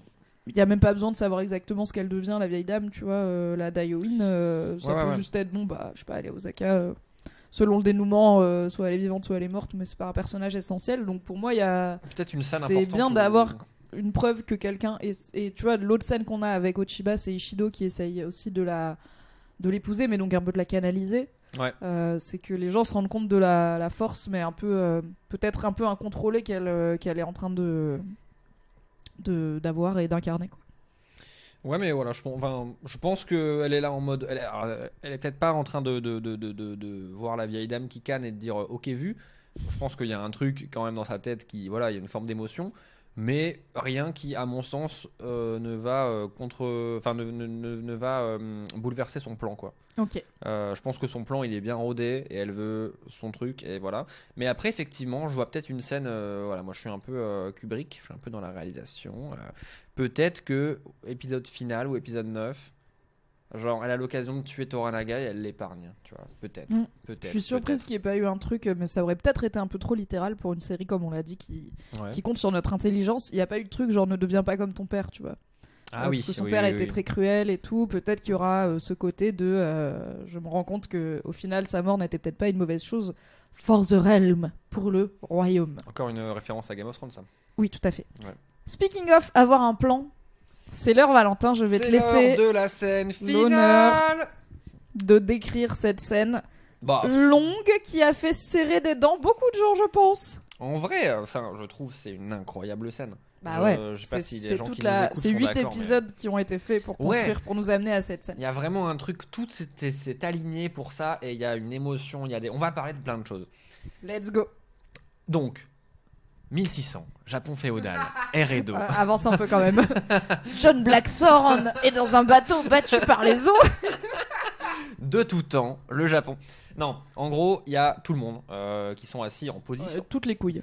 Bah, toutes les couilles, bah après. Désolé, il n'y a pas Fujisama. Hein. Désolé, mais ouais, c'est un peu la série des couilles. Il y a quand C'est même, en non-mixité choisie cette réunion. tout le monde est assis en position Seiga, la position du prestige. Tu m'énerves. Vous avez pas la vidéo, mais il me fait des têtes. Il est trop fier de lui quand il dit des mots.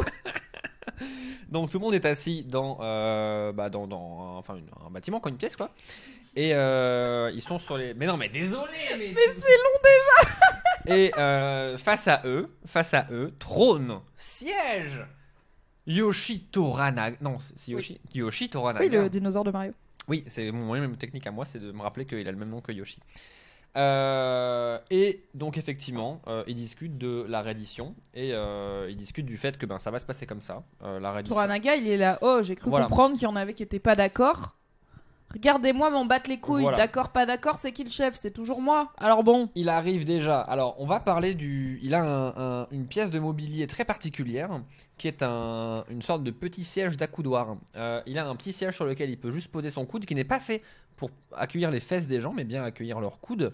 Il n'y a pas de nom spécifique, mais voilà, il a un petit tabouret de coude sur lequel il peut se poser parce qu'il est malade. Bien sûr. Il est malade. Il arrive porté par son porteur là. Il a un porteur de gars.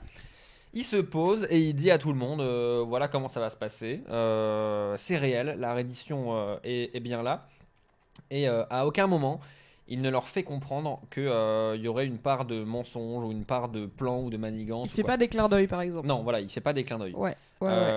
Il leur dit que voilà, vraiment ça va. Il fait pas des guillemets avec les doigts. Ça va se passer. Allez, c'est l'heure de la réédition. Bon. Il a préparé le formulaire B37. Le formulaire B37, il correspond à quoi? Dans le Japon féodal de l'ère Edo en 1600, le formulaire B37, c'est si jamais moi je me rends et que vous voulez vous rendre avec moi, signez le formulaire B37 s'il vous plaît. Donc il fait passer la feuille. PS, la moitié d'entre vous feront immédiatement Un c'est beaucoup, voilà. ainsi que votre lignée. Allez, voilà. C'est la lignée AB. Donc il fait passer le petit formulaire, encore une fois, qui fait référence à toute cet amour du Conseil des Régents et par extension un peu de Toranaga, etc. pour l'administratif.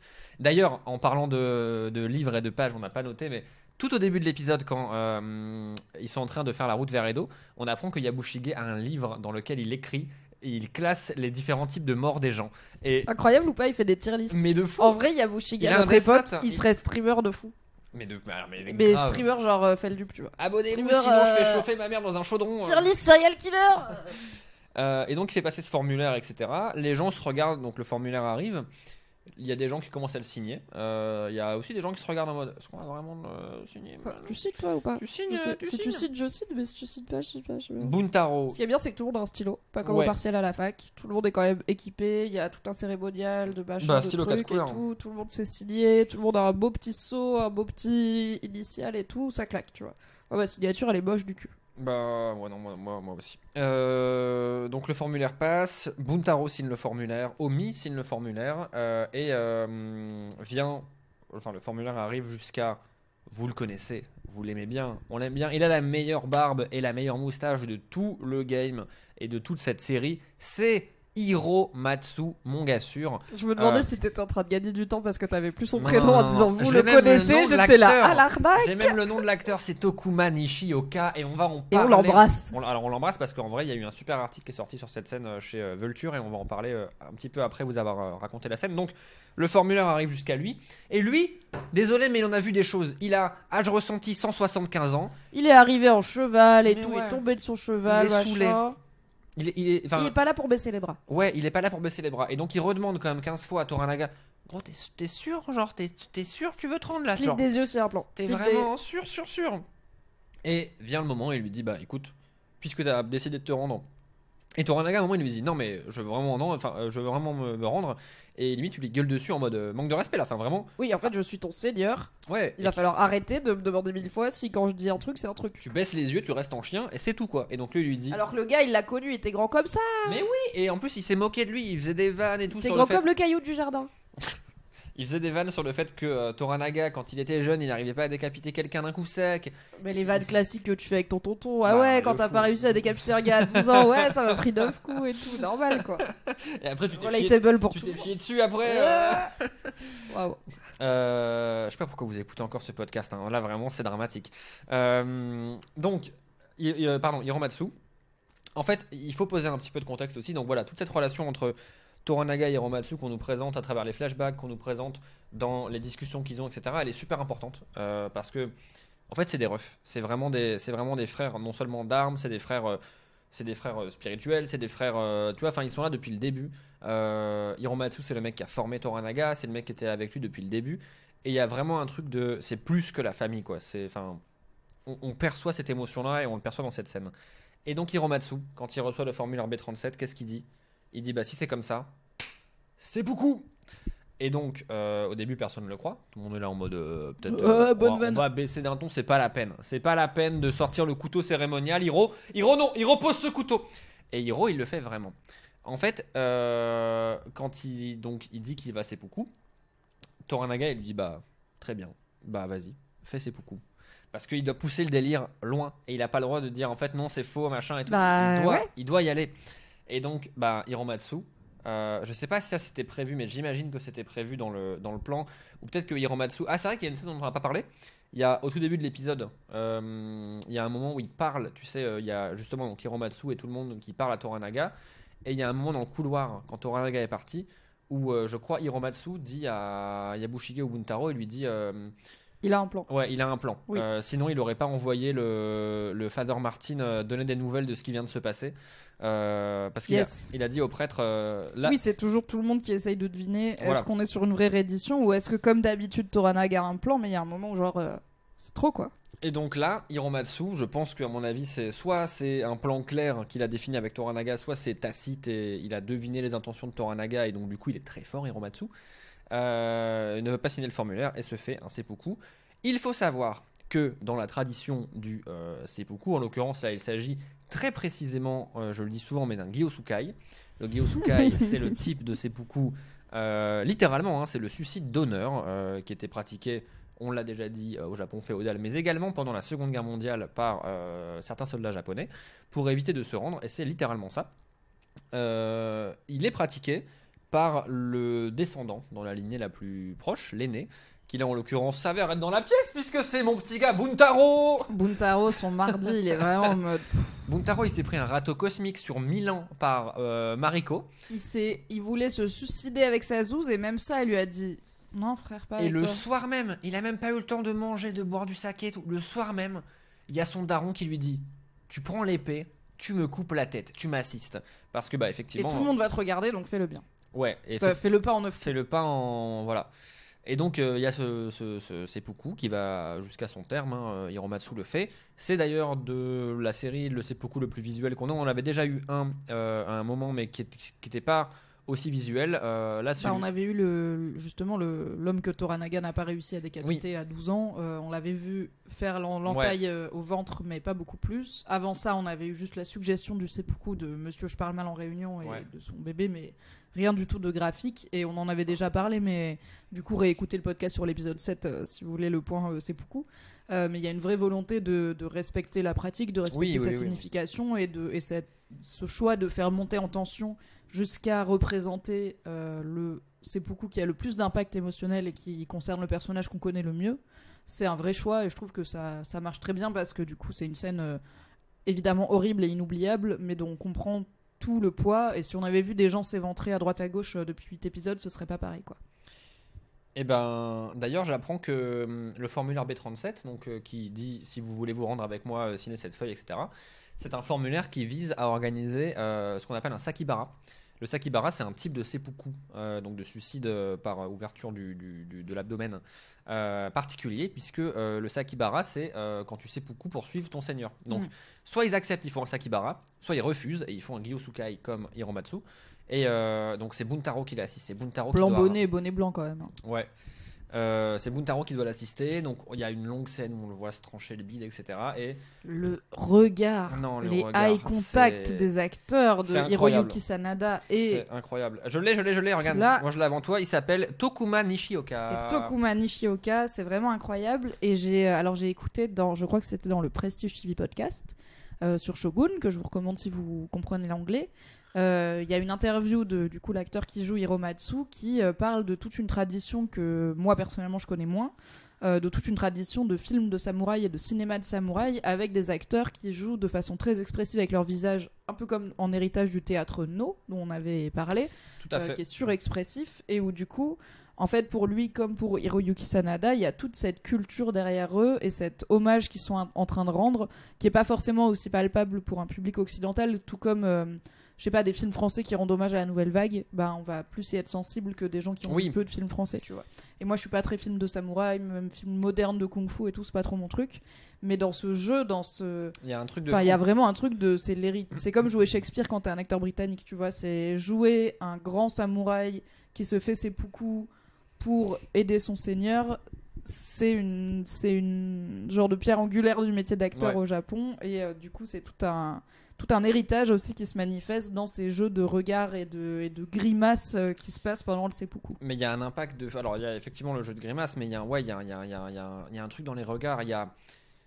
Donc moi, à titre perso, j'écoute beaucoup moins de podcasts qu'Emimi, qui en écoute à peu près 8 heures par épisode de série qu'elle mate. Moi, c'est plus les articles. Et j'ai un article à vous conseiller si jamais vous n'avez pas de problème avec l'anglais. Sur le site Vulture, VULTURE. De toute façon, on vous mettra le lien dans la description. Tout à fait, vous avez le droit de le lire gratos.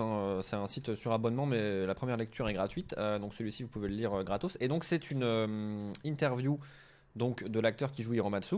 Et je la trouve incroyable, cette interview, parce qu'il raconte, non seulement il raconte plusieurs choses, il raconte qu'à la base, la scène était écrite pour qu'il n'y ait pas que lui qui se fasse seppuku, mais les 5 personnes devant Toranaga.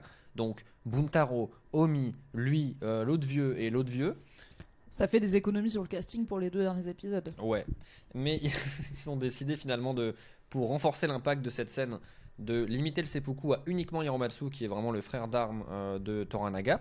Et l'interview de l'acteur qui joue Hiromatsu est incroyable, parce qu'il raconte que lui, ce qui l'a mis dans la zone émotionnelle de cette scène, c'est le fait d'avoir vu les larmes de Hiroyuki Sanada, de voir les larmes de cet acteur-là qui montent pendant que lui commet seppuku, et ce qui du coup lui l'a fait pleurer.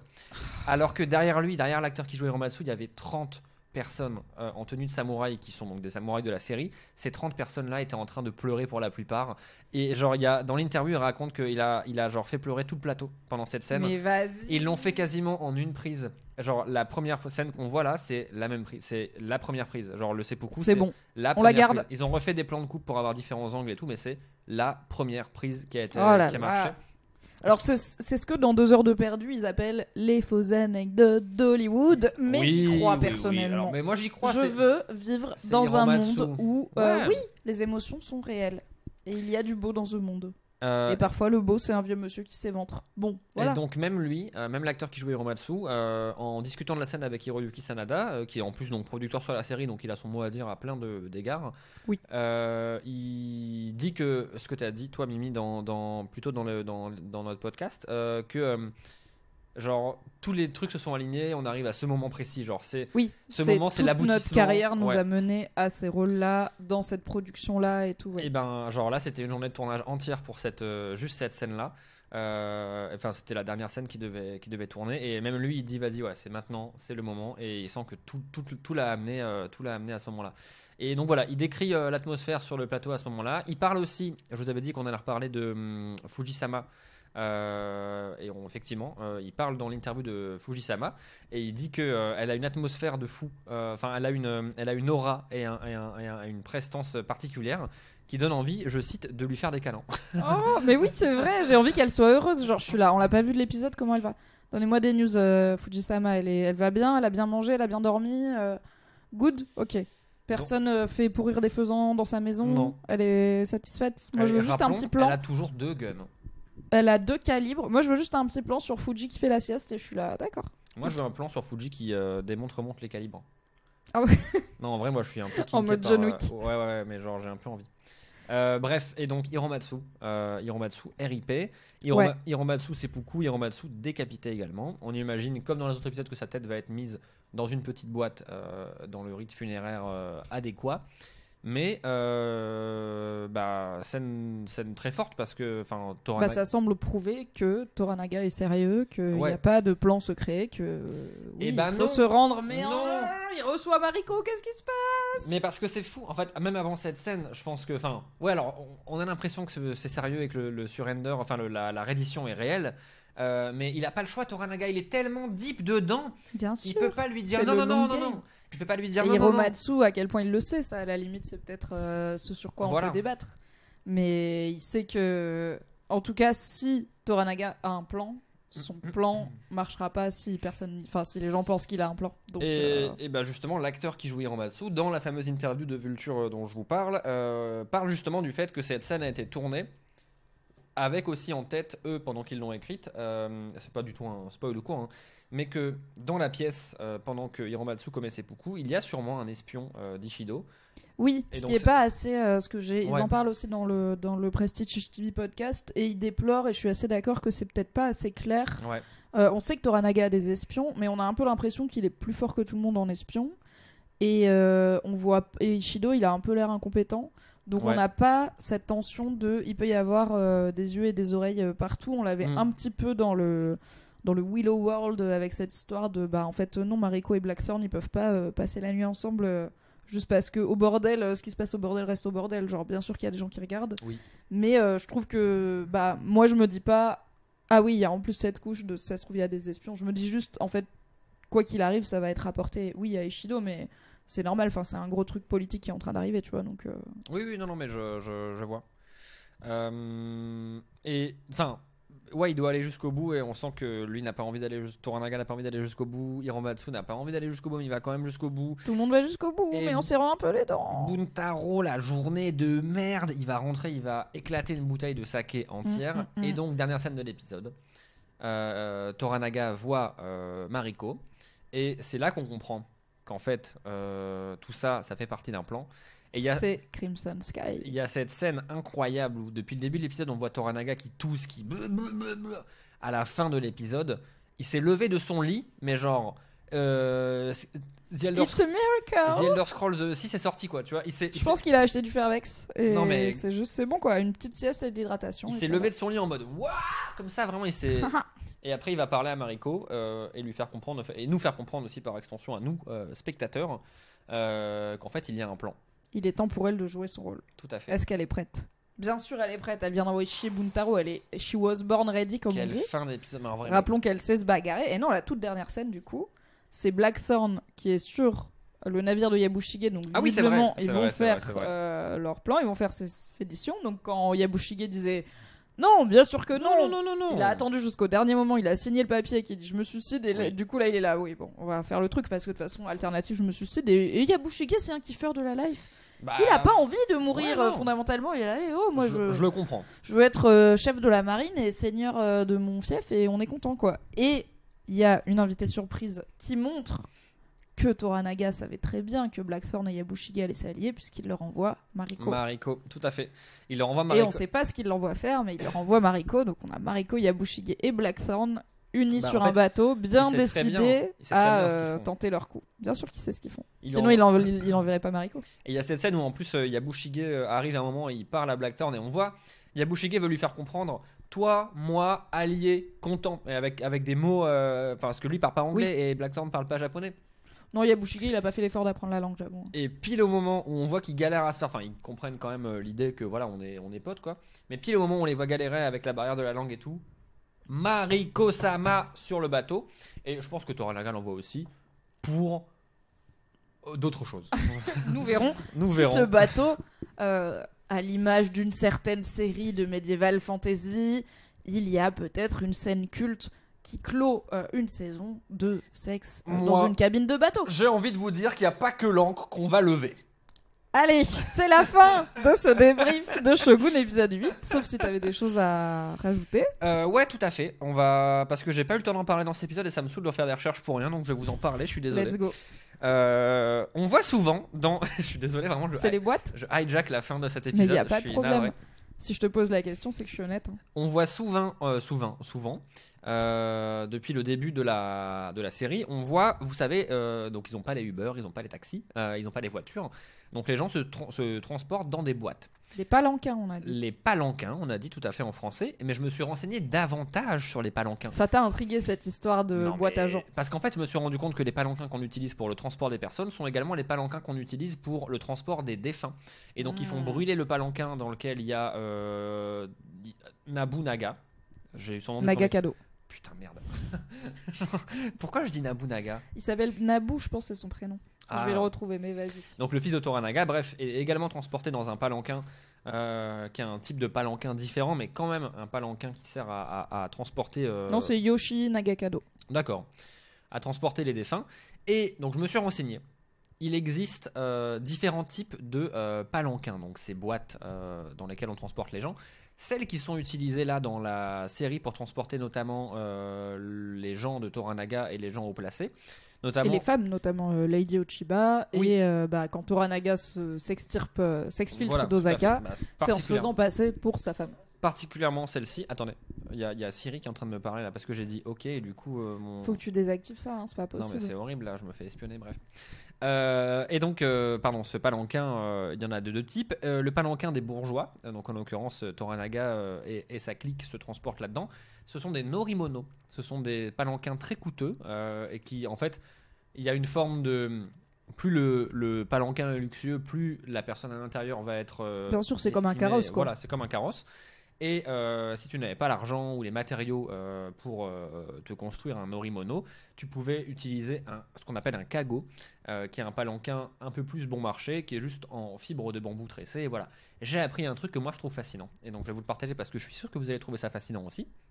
Il y a une réglementation légale à ce moment-là au Japon féodal sur la vitesse des palanquins qui ne peuvent sur pas aller à plus de 80 km/h sur les départementales. La hauteur des poutres du palanquin. Et on construit pas les poutres de palanquin n'importe comment. Donc vous savez, le palanquin c'est cette boîte et les gens qui le transportent se mettent les poutres sous le bras. Okay. En gros, c'est ce les traverses pour le porter, quoi. C'est voilà, les poignets. Les poignets, voilà, en gros les poignets, mais on appelle ça les poutres.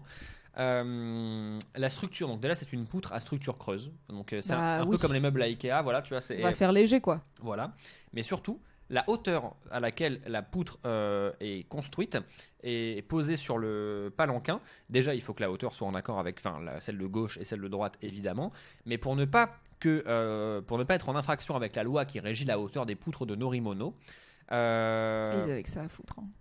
La hauteur de la poutre dépendait du rang de l'occupant dans la boîte. Ah, pour pas que t'arrives et t'as un palanquin plus haut que celui d'à côté, alors que t'es juste un noblion nul, tu vois. Il fallait que juste en voyant le palanquin et en voyant tu saches à qui t'as affaire. Et tu saches à qui t'as affaire dans la boîte. Parce que nous sommes dans une société patriarcale, même au Japon en 1600, il y a des choses qui ne changent pas. La loi des poutres, sur la hauteur des poutres, on ne s'appliquait qu'aux hommes nobles. Donc en fait, si c'était une femme noble dedans, on la met à hauteur femme. Ouais. C'est bas, quoi. C'est juste hauteur femme. Par contre, si c'est un homme, on met à hauteur en fonction de son rang social. Voilà, j'espère que ça vous a plu ce petit passage sur les norimono versus les kago. Ce qu'on voit depuis le début de la série, ce sont tout le temps des norimono. Et donc maintenant, vous prêterez attention à la hauteur des poutres. Voilà. En vrai, ça me pose je me rends pas compte. J'ai l'impression que c'est quand même utilisé globalement pour des trajets pas très longs. En fait, j'ai l'impression que c'est la version la moins pratique du monde. C'est-à-dire que je pense que je préférais marcher qu'être transporté dans une boîte en bois par 4 gars. Non, je pense que c'est pas très confortable. Après, je sais que pour les femmes, et même pour les hommes, mais les chaussures et tout n'étaient pas forcément praticables. Comment on marche quand on est une femme noble, on voit bien qu'elles avancent à tout petits pas en croisant les pieds et tout, c'est vachement mis en avant. Donc j'entends qu'elles pouvaient pas faire des randos, tu vois.